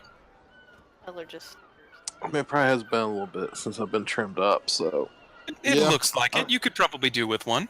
I could probably do with a trim and a shave. All right. We can certainly help you with that. I'll take care of you personally. Sweet. She looks over at you, Tyler. Or he, excuse me. He looks over at you, Tyler. And you, dearie, would you like a haircut as well? I suppose. All right, we will get one of you over here. And he takes you, Tyler, and plops you down on one of the chairs, and one of the other people, walks over. For the sake of, you can go ahead and figure out what you want your hair to look like, and he will style it that way. I mean, just trim it, I guess. Fair enough. Taylor, one of the other people, comes over and guides you to a chair as well. Whatever kind of styling you Just want. a trim for me as well.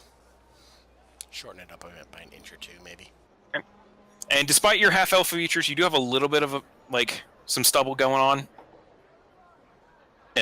Granted, because you're at half-elf, but if you'd like a trim, you could have one.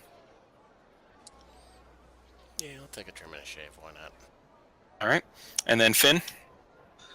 Yep, same thing. Okay. So, for all of you, that will be 2 silver pieces. Sorry, 2 silver each. Okay. Throughout the entire process, to break character a little bit, it's like to a hair salon ever. They talk your ear off. Just trying to get you to engage with them, making small talk. None of it matters. They're just complaining about the weather and things like that. Really just keeping it casual and just trying to keep things going while they're working. You do get the sense that whatever these people are, they're a very different Julius, who seems to be kind of the ringleader of this whole thing, especially given the personality and the name. But Finn, Julius talks your ear off, but not in I mean, it's a little unpleasant because he just doesn't shut up. Mhm. Overly bothersome way. Yeah. So not like Mio. No, he does not. He does not annoy you nearly as much as Mio did, but approaching that. The work only takes about 15 minutes because it's just giving you a quick shave, and as you feel afterwards, it is a very good shave. Probably one of the best shaves you've ever had. Yeah. And he trims your hair up pretty well, and though you didn't quite ask for it, he did try to style it a little bit, and I mean, looks all right. He's the professional. Yep. And he looks at all 3 of you. Oh, you just look marvelous. This is such a good idea. Could I interest you in looking at some outfits now? I mean, I suppose so. Yeah, I would say no. I mean, I've been knocking around in this stuff for a while. All right, who wants to go first? Uh, You spoke first, and he grabs your hand. I keep saying she. He grabs your hand and drags you off into a back area with looks like to be some kind of changing room. okay. Stuffs you back there and says, "Just wait one moment." He heads back into a back room. Come out about 3 minutes later, just arms stuffed with clothing. Throws it all over this little barricade into this little changing room that you're now in, Tyler. Oh. Try on one of these and then come out and see us. Oh my god. Okay. She'll just start doing what he said. All right. First one that you try on is a very frilly and very poofy yellow dress. Nope. I don't even. You hold it up, and just for reference, it looks a lot like Beauty and the Beast. Yeah, I'm like, no. All right.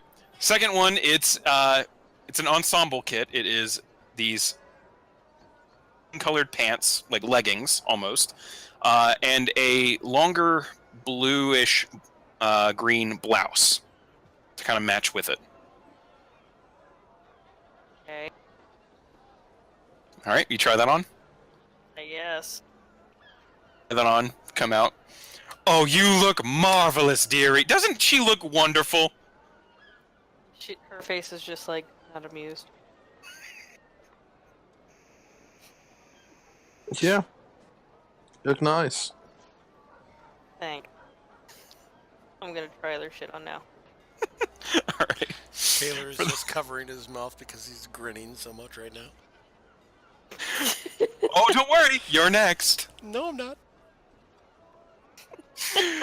For the sake of expediency, you start going through the outfits that he brought you, and there's like 3 that are like that, where it's leggings and some kind of blouse or something like that.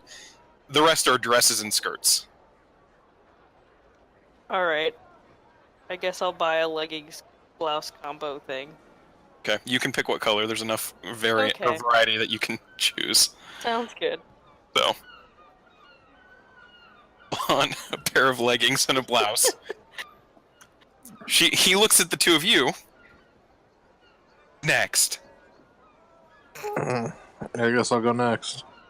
All right. Have fun. Now, for the record, what are you wearing right now, Finn? Like, what's your guy look like? I can't remember. Probably just like boots and dark pants and probably a shirt and a cloak. Okay. He puts you back into the changing room, goes into the back area, comes out a couple minutes later, throws some stuff over the wall, same process. There are 2 different cloaks that he offers to you, one of which is a kind of dark leathery color. It's not quite made out of leather, but it has almost that texture to it. Mhm. And a bit of the interior leather color, like, the inside of a leather satchel would. While the exterior is darker in color. Ooh. Cloak is a little more noticeable. It is a reddish orange with different stripes of gray down it. It's a little more. It's a little more vibrant, but the interior of the cloak is all black. Is it reversible? Is reversible.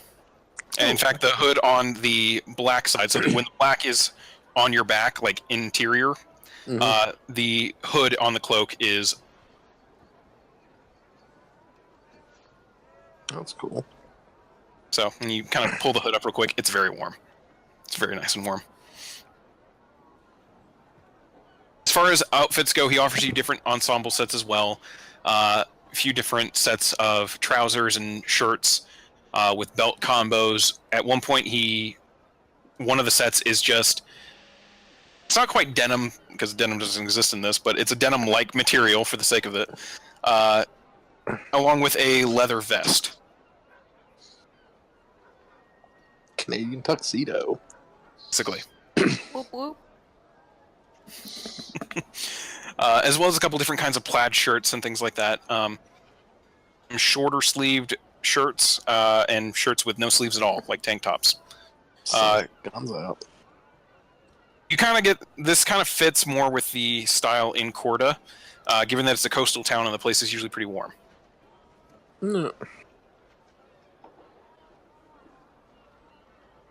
But should you choose any of those, you are allowed. For the sake of this, I'm trying to give you a little variety, but basically, you guys can pick what your guys look like if you want to be specific about it. Okay. Yeah. I'm assuming my old cloak's probably pretty ratty at this point. It's a bit ratty, yeah. I mean, It's it's been worn. been worn. You fought with it. Like it could probably do some either repairs or replaced.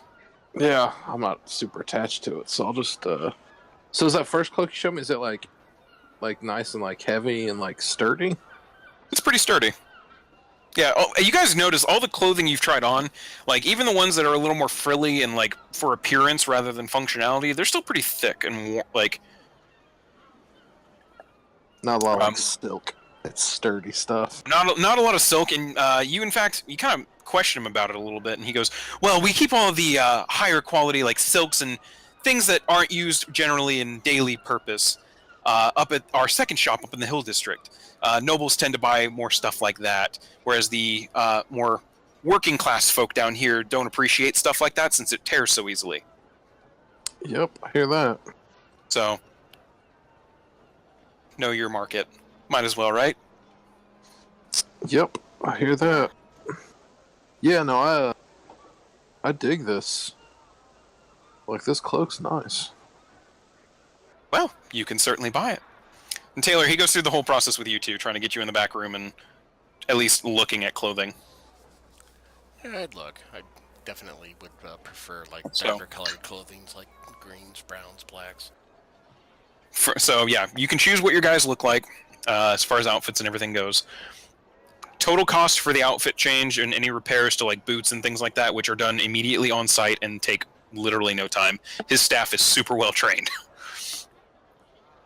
Each of you will be 5 silver. There we go. It's for the Yeah, we can outfit do that. change and repairs and stuff. Cool. So, Yep. all right, 5 silver each, but we'll have nicer, newer clothing, well repaired stuff if you needed it. Looking pretty spiffy. Hell yeah.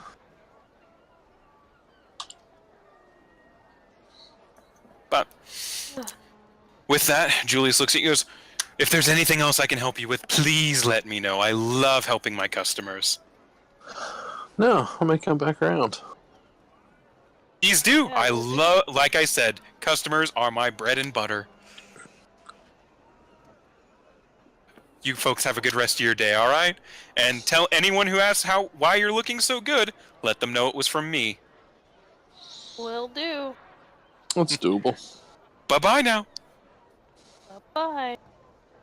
He eventually, as you guys are walking away, he walks back and starts talking with the other staff members in a language you guys don't understand.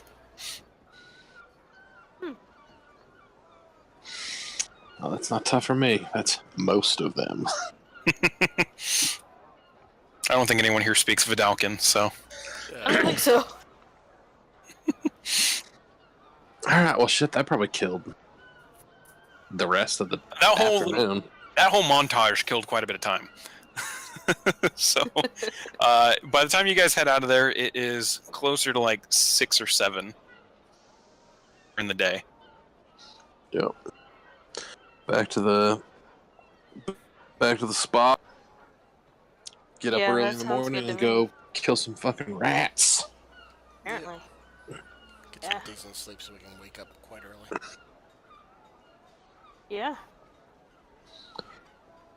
Yep. All right. As you guys are walking the short walk back to the captain's cabin, I'm going to have all 3 of you roll a perception check. Oh, get tailed.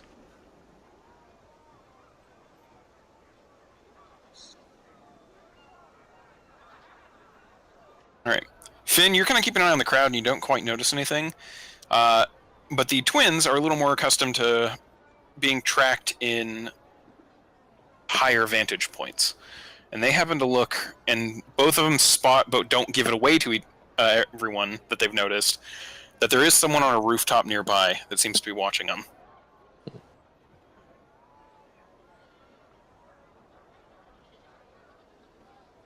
figure, I mean, he's kind of perched on one of the rooftops above Mistiel's shop, watching as you're going down the street, taking the alleyway, market area, and just continuously watching, kind of crouched down, keeping an eye on you guys. I'll just like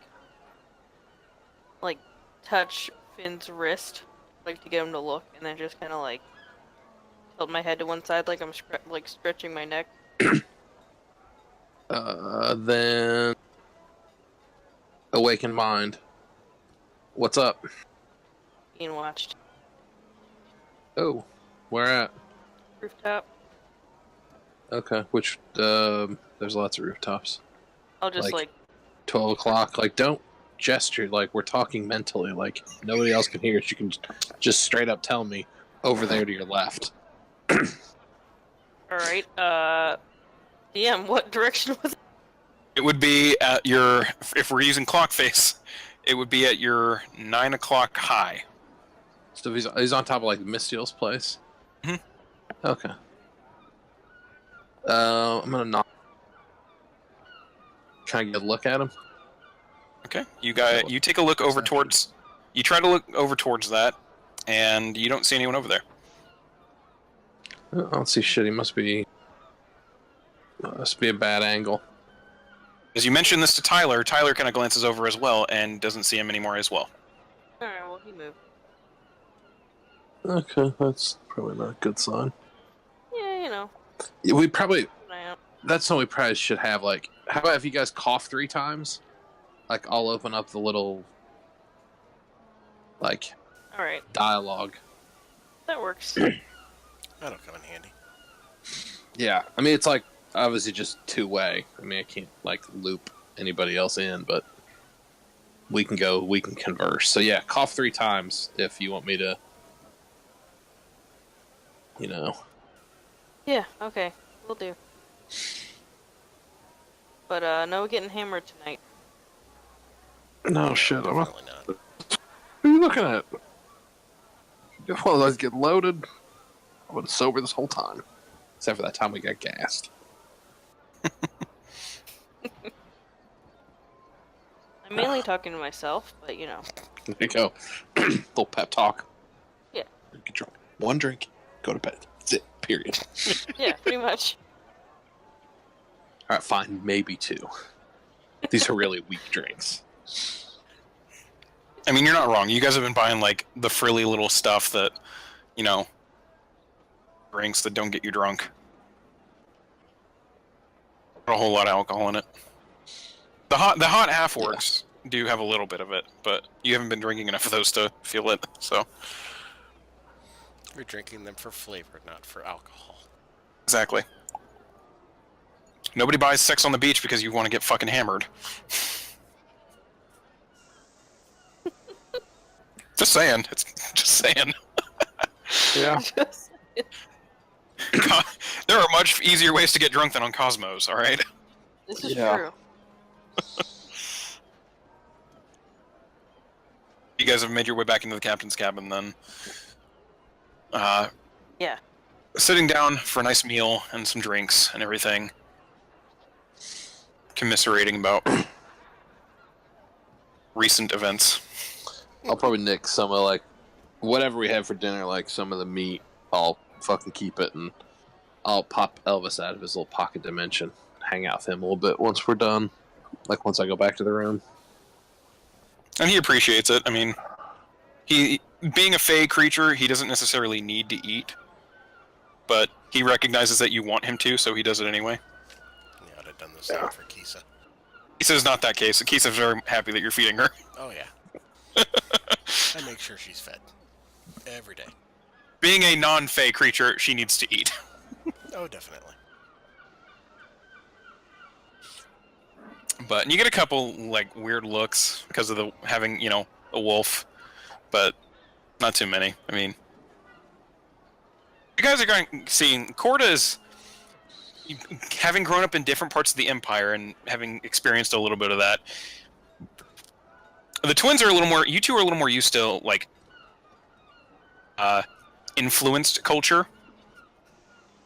it's an old elvish city, but it's still an imperial city, so there's still a lot of humans there. But everything there is a little more elf based, and most of the people who live there are or half elves. So you're a little more used to that. Finn, you're kind of used to more human centric, being from Hilltown, although you're used to gnomes and halflings and a lot of sorts like that. So being in Corda, the population's a lot more diverse. There's a lot more of like other minorities, like the tieflings and gnomes, different kinds of gnomes as well, dwarves. You've seen a couple of tabaxi walking around. These blue-skinned individuals, like running Julius Caesar. So you're getting the sense that of the imperial cities you've been to, at least so far, Corda is much more of a diverse and tolerant place. So even if you're, a half elf sitting there with a wolf, too much about that, because it's Corda.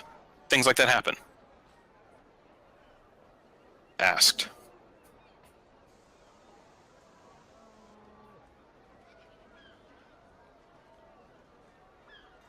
Anyway.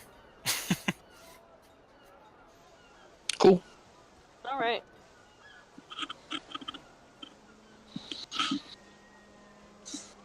All right. Well, yeah. Turn in early and get up in the morning and go kill some fucking rats. Yep. All right. As you guys are finishing up your meals, getting ready to turn in early, you do hear Finn. You hear this at least. You hear a couple people over in the corner, kind of whispering and talking, like, "It's about to happen over at the shillelagh." No, what man? What's going on down there? Oh, someone challenged Dodal. No one's been wanting to do that for a while. He never loses. Not gonna lose this time, man. It's an awful bet. Why are we even why? What's the point of even going and seeing it? You tell me you don't want to go down and see Dodal defend his championship. Go. That would be kind of fun. And you see them eventually, Finn. The two guys who were talking about it eventually get up and they walk out of the bar. Apparently there's some big fight tonight.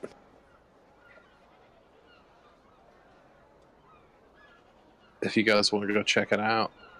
Oh shit. Apparently some named Dodal. He's defending his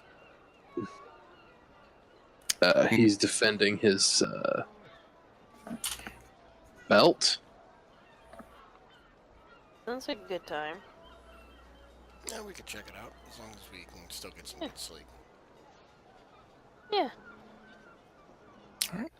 And Finn, for the record, you recognized where they were referring to after Garuk had told you about a few of the places you could have stayed. This is happening down at the Shellac Shillelagh, which you're able to figure out if you ask for directions. Ask and learn that it is, if I can move it, there it is, number 5. And there at the very tip of the docks, out towards the ocean. And from what Garuk kind of told you, it's a little more, it's not like tavern or anything like that. Like, it's not where sailors usually go. It's more of like a rough and tumble kind of bar. Like a honky tonk? A bit more like a honky tonk, yeah. Except like a sea kind of, like a harbor version of a honky tonk. Garuk kind of mentioned that it's known for having cheap liquor that gets you fucked up and having a fight club that is part of a pier that extends out into the water.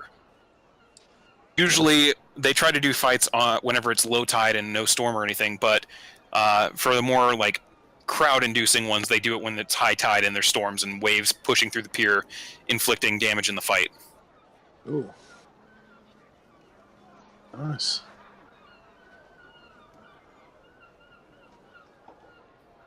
I don't know what you guys think. But, you want to go check this fight out, or? Yeah, I mean... Yeah, why not? Yeah. Alright. Well, let's head that way. Plus, it gives us a good chance to see if we're being tailed. True. I'll keep my fucking head on super swivel when we're out this time. I mean, I'm doing that too, yeah. Oh yeah, definitely be more alert for that. But not be up. As you guys walk out of the captain's cabin and you're starting to head towards the directions you're following, go ahead and all three of you make perception checks.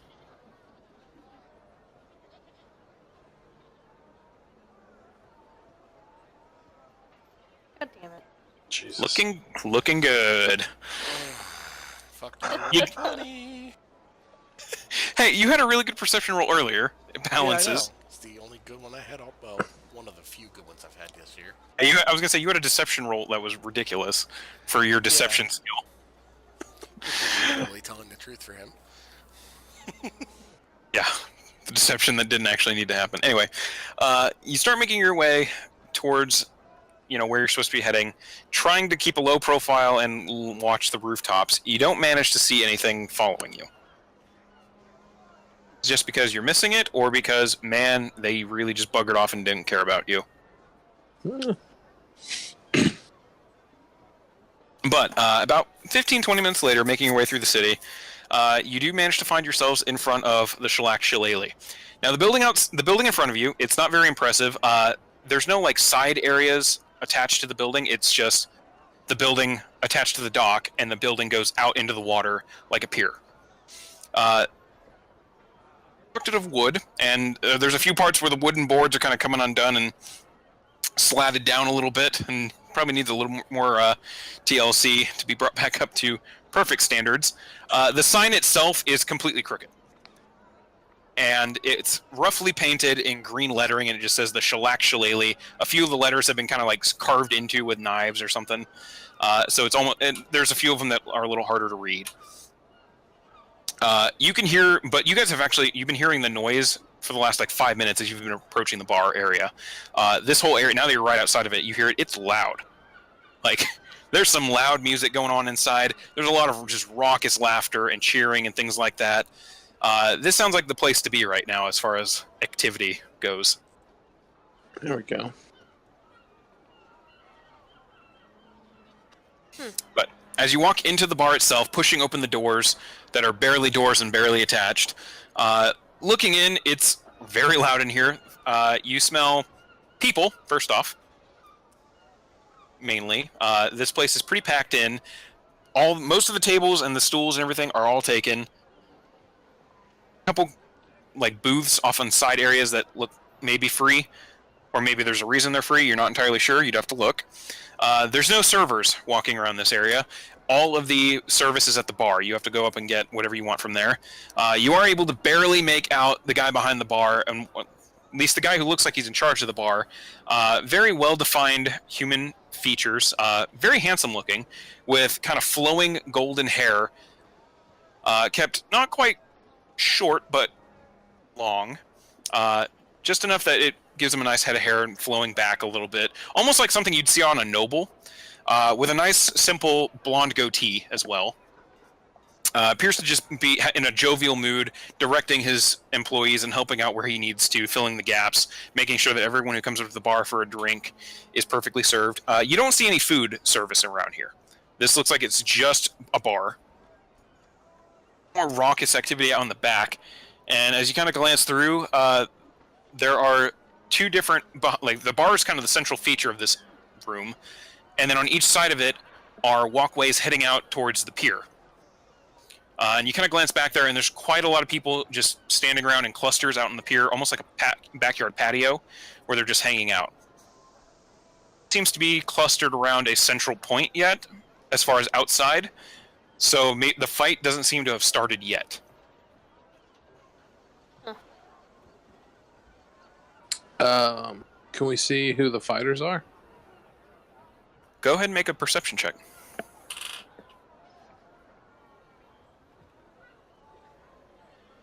13. You do see two people. Over one in each corner of the room. The first one is this just hulking mass of a man. It is easily feet tall, and he just looks like a piece of meat. Not quite gray skin, but pretty bordering on gray, either really pale or gray. A few light tattoos into his body. Bald head, and eyes that just seem this kind of dullish yellow color. Doesn't seem to really be paying any mind. Just seems to be slowly sipping on a mug of something in front of him and looking at a book.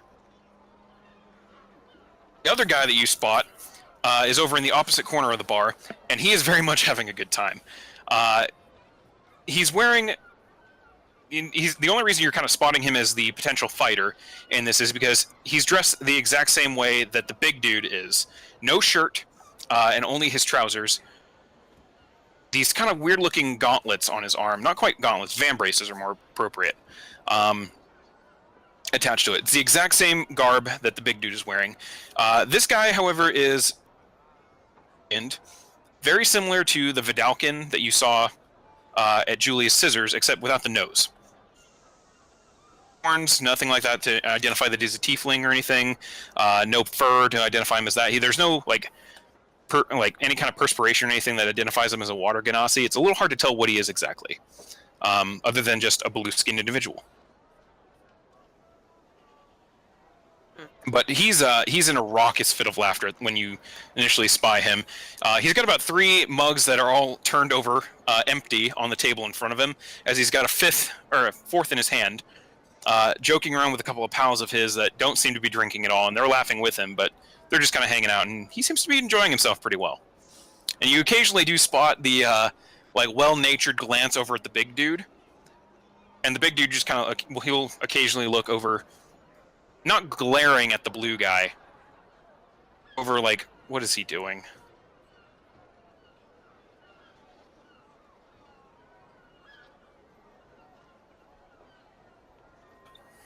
Was there an odds board up, or? There is. There is. One side of the bar. It's written up there in big, grand lettering on what appears to be some kind of board carved into it. Dodal the Destroyer is just a small wooden placard that says, what did I have it written as? Shit. Lukra. Lukra.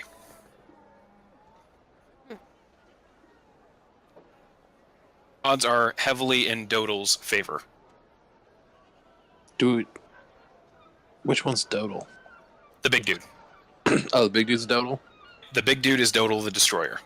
Based on the little, facial... it's not quite like a picture or anything like that, but someone carved a vague likeness of him into it. Mm-hmm. Champion long enough that this is kind of like a permanent fixture. Whereas the other one looks a little more temporary, and it doesn't even have his, picture or anything. Lucas doesn't have his picture, just as his name. But Dodal's, it seems... He's been up there long enough that they just said, fuck it, just give me a board that has his name carved into it.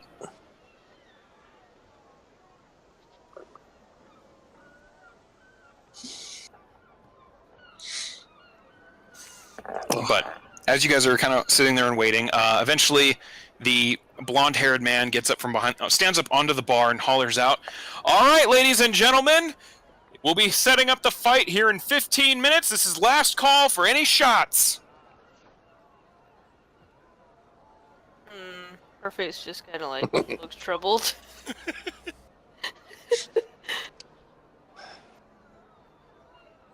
When you say last call, do you permanently or just till the fights are over? You have to ask. I'm nope, gotta stay vigilant. There you go. You don't want to be all hungover traipsing through the sewers in the morning. Right. Exactly. Or, if we get randomly ambushed. Oh, I didn't think about getting ambushed. I'm getting kind of excited. I can use my magic now. But where are you guys heading? Were you just standing there still, or? Are we in a good spot to see? You guys are still in the main bar area, and as he's now announced this, a few people have gone up to the bar to get drinks. More of them seem to be heading out towards the patio. Heading towards the patio for me. Yep, same with me. Okay. Passing You drinks. All right, you guys head past the bar, and you do hear a couple people holler out, asking for something called shillelagh shots. Not sure what that is. But you do see one guy walking away with a tray of what looks like oyster shells. Ooh. But you keep moving, finding where everyone seems to be congregating. Carved into the pier itself are a set of stands, 4-sided, with a rectangular fighting pit in the middle. In the fighting pit, it's literally just a pit. Drops down right into the ocean. The boards of the pier all underneath it, but kind of slatted up with 2x4s to try and keep some of the heavier waters out. At least some kind of wave break in there. But yeah, it's just a pit with water. Seems to be taking their seats with their drinks and everything, getting situated for a good seat into it. And the pit itself is deep, and it's not quite that deep, but it's deep enough that water doesn't get up into the stands. Way that no matter where you are in the stands, you can at least see the center of the pit.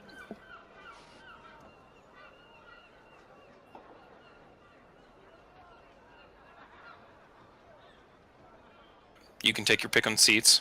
There's people are still getting drinks, it seems, having heard last call and went, oh shit, need to get some drinks. You do see a couple people sitting down with those same trays of the oyster shells. Yeah, Tyler's gonna get an oyster shell. I'll find us good seat. Okay, so you're heading up to the bar? Yeah, she's like, I want an oyster. Sorry, we don't sell the oysters by themselves. We sell they're part of the shillelagh shots tray. We have 5 half-shell oysters, and then 5 the other shell we fill with alcohol. I mean, just like, how bad can one shot be? You just want to get one shell. Yeah. Okay, that'll be 1 silver. Cool. That's not bad. Okay. She hands you 5 oysters and a shot? shell, is what she said. Not a full tray. Oh, Full tray is 5 silver for 5 shots. No. Yeah, she's So doing the you get a plate, and it just has the 2 shells or sides of a shell of an oyster. One that still has the oyster itself, and the other one filled with some kind of liquid. All right. And from the vibe of how people are doing it, they seem to be taking the shot and then doing the oyster as a chaser. Cool, I'll do it. Okay. First thing you notice when you take the shot, you've had something similar to this. Maybe not. You've had slightly higher quality. This is Corton Salt Rum. A little bit different though. This one has a little bit more of a bite to it, and it's actually a little spicy too. Almost like there's some cinnamon inside of it, in addition to the salt. And you find that the second you take the oyster as the chaser, the burning sensation from the alcohol is gone.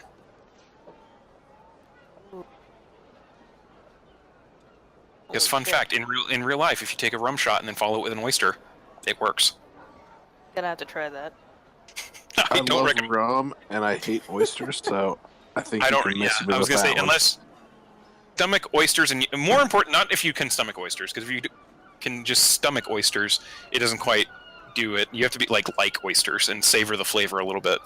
Yeah, I mean, But if you I can like do oysters. So. it does a pretty damn good job. It's more like the harbor equivalent of tequila and lime. So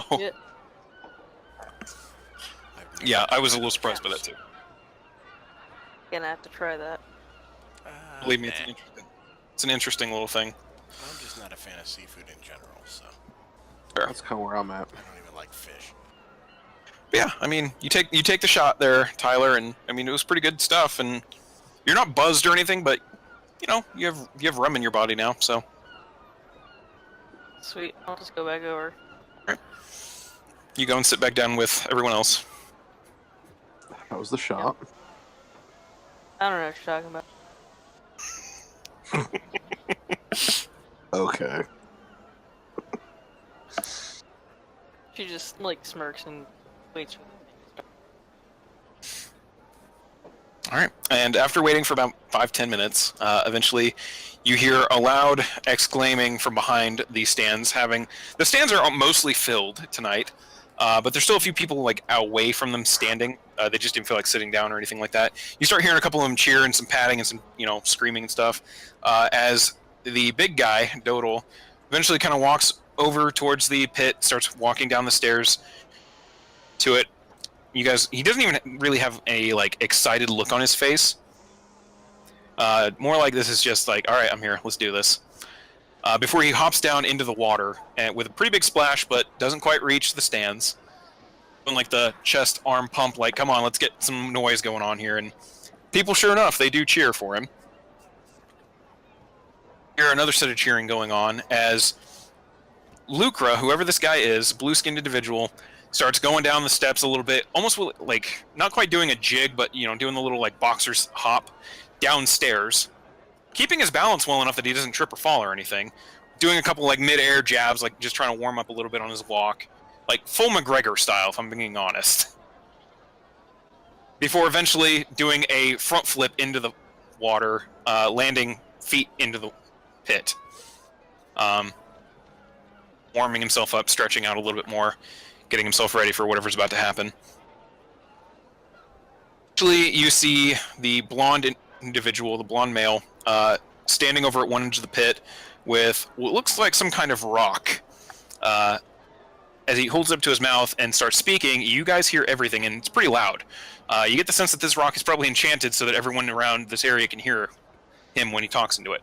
All right, let's get ready to rumble!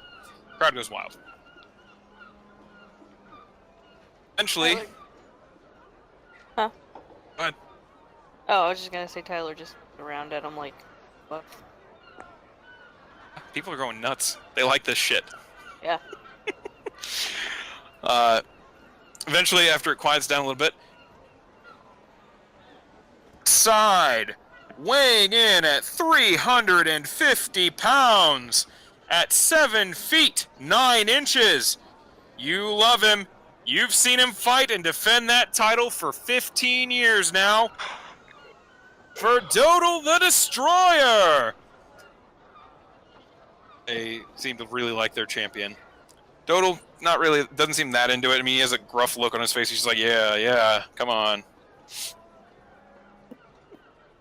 In the seaside corner, weighing in at 195 pounds of pure blue muscle, at 6 foot 2 inches, Lucra. I mean, it's not nearly as loud. People seem more just interested in the spectacle of this now than actually him. He's still just kind of doing the jabs, getting ready, warming himself up. Actually, calm settles over the crowd again. Now, fight! And with that, he's off from his corner. Like, he pushed up against that wall and just pushed off, flying right up into Dodal's space. Managing to land 3 pretty good jabs almost immediately, just the 1-2 and uppercut into him. And Dodal takes it and doesn't seem to react too badly. I mean, he reacts with the punches a little bit. The uppercut pushes his head up a little bit before he immediately slams a fist into Lucra's chest, pushing him back. I need all 3 of you to roll in a perception check. God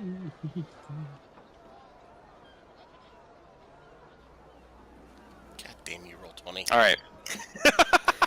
This is just not your night, man. Dude, it's Never not been his my night. year. It has not been my year. 5 days into the year, come on. That's why I can say that. Everything goes better next Tuesday. Finn and Tyler, you guys see it for an instant, and you're not sure if it was just a trick of the light or your eyes adjusting or what, but when the fist connected to Lucra's chest, color seemed to flicker for a second. What flickered? Lucra's skin color flickered. It almost imperceptibly, like just almost like a shudder from the impact of the, the pain of the impact. Just a split moment, it went darker. You're not entirely sure what color it was, but it was darker than the currently like lighter blue skin color that it currently is. Alright, she'll watch you're on- that closely. Saw it that first time. Like you're not sure if it was, just a part, like if it was just your eyes adjusting or what, but skin color flickered. Alright. He takes the impact pretty well. He backs up, almost falls into the water, but manages to keep his balance, readying himself, looking like that probably hurt a little bit, but getting himself ready again.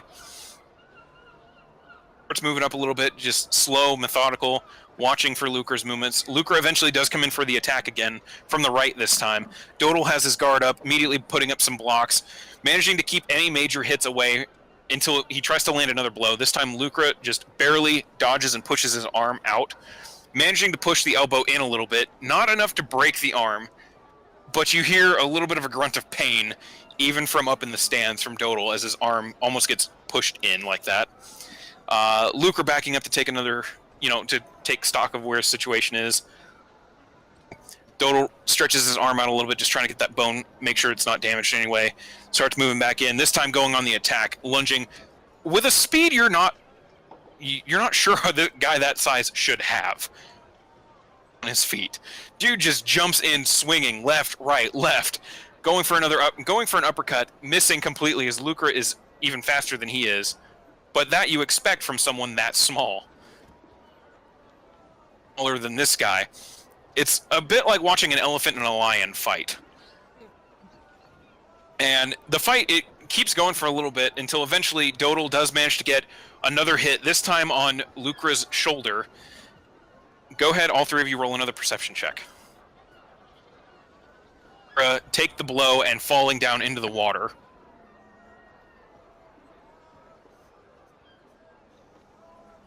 Okay, Finn, you don't see it this time.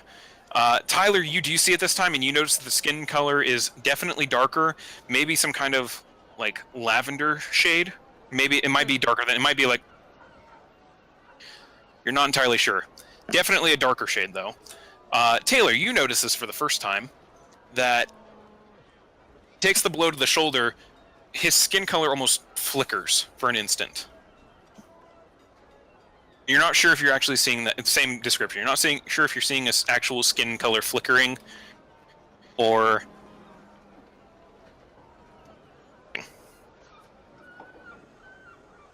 All right.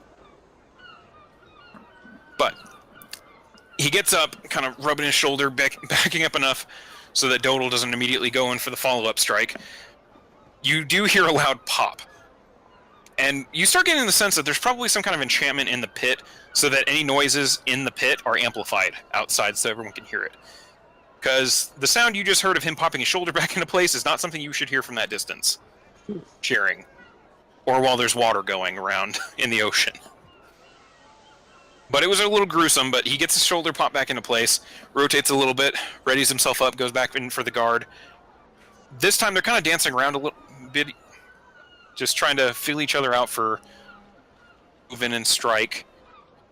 Eventually, initiative and does another push off from the wall of the pit, going in for almost like a Superman punch, missing strong uppercut in retaliation. Strong enough that you hear jawbone cracking from the amplification, and you watch Lucre just fall into the water. The water isn't that deep. The water's only about 1.5 foot, maybe 2 feet deep. But deep enough that his body just lays there in the water. Face down. Starts walking back over. This time, go ahead and roll a perception check real quick. You. Rolls 20 inconsistencies. Tyler, don't see it. Tyler, you barely see it through. And now that it's a little dark out, there's torches and lights out amplified down into the pit so everyone can see. But you just barely see through the refraction of the water. Definitely not blue right now while he's underwater. You're not entirely sure what color it is. You're still just sure that it's darker. You do... no, never mind. Not with that perception roll. Never mind. But after waiting a little bit, Dodal starts getting a little concerned. Quite been a minute, but Lucre still hasn't gotten up. A little bit closer, goes to check on, make sure that the dude is alive. You watch a blue arm stick up from the water, grab onto Dodal's wrist, and just twist. Oh. As Lucre throws himself back up in the water and immediately lands 3 punches right to Dodal's face. His nose in completely. Not quite, but almost. Dodal kind of stumbles back finally, the grip on his wrist being lost, Lucre letting it go. As Lucre stands up, dazed, a little bit, surprised that he's even still standing, readies himself up into a guard position as Dodal kind of pushes his nose back into place. And Lucre just passes out. Back onto the water, floating in the surf a little bit, just laying there. Go ahead and roll one more perception check, all three of you. Oh my god, really? It's either great There we or go. shit for me every time. All right. All three of you see the flickering skin color. Still, you've seen it a couple times now, Tyler. You know what to look for. Taylor, this is now your second time seeing it. And looking at your friends, you notice that they've seen this too, and they're looking at it. His skin color definitely flickered when he passed out and kind of faded as his body's kind of sinking a little bit into the water. It's a little darker now. Finn, you notice two things. One, you're able to make out the color of the skin. Second thing you notice, now that his head's kind of sitting underwater a little bit,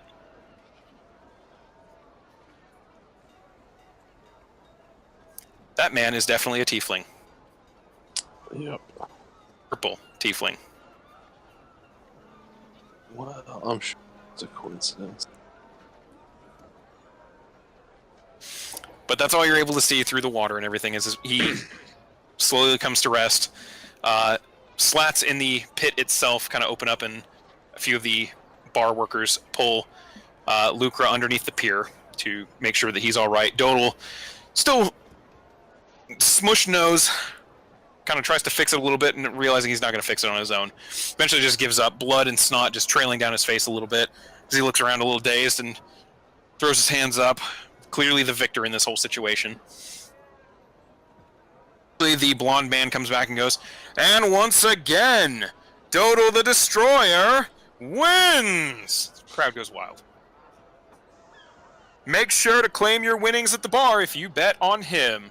And now that the fight's over, last call is lifted, you can come get your shots again. Once again, this has been Terry Daranto. Welcome to the Shellac Shillelagh. Well, Holy shit. oh no, I wasn't going to give it to you easy. I wasn't going to give you that reference easy. But I think you might get it now. When you said the blonde hair, I kind of guessed in my head anyway. Oh, I thought I changed Dodie's name enough that no one was going to get it, but...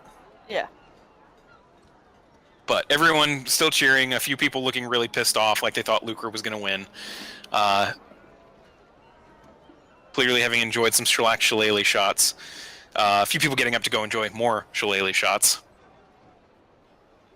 But the fight effectively appears over, as to one of those same passageways underneath the pier to go probably seek medical treatment for that, giant smushed-in nose of his.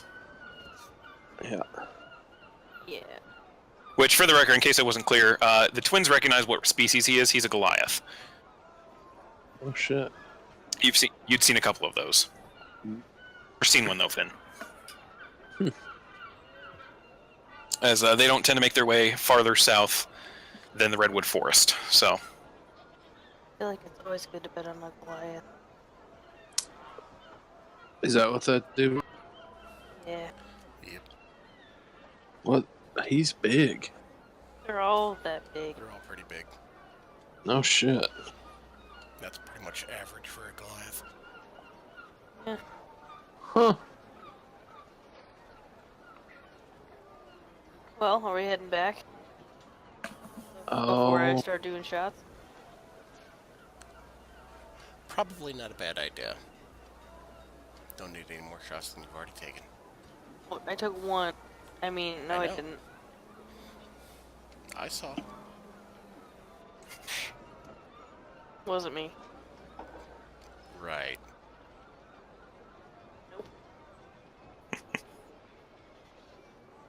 Anyway, let's go. She's Yeah, starts let's leaving. go. Alright. If everyone's good with it, then you guys begin making your way out of the bar and heading back to the captain's cabin. Go ahead and roll one more perception check. Everyone. Let's see, my last one was great, so this one will be below 10. Hey, mine's back to being shit. Oh, make a liar out of it. Hey. Three of you, none of you see anything.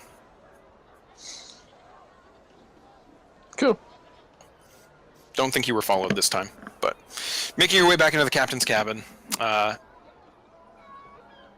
enjoy a little bit more of the night before heading back up to bed and trying to get a little bit of rest before an early start in the morning to go hunt some rodents of unusual size.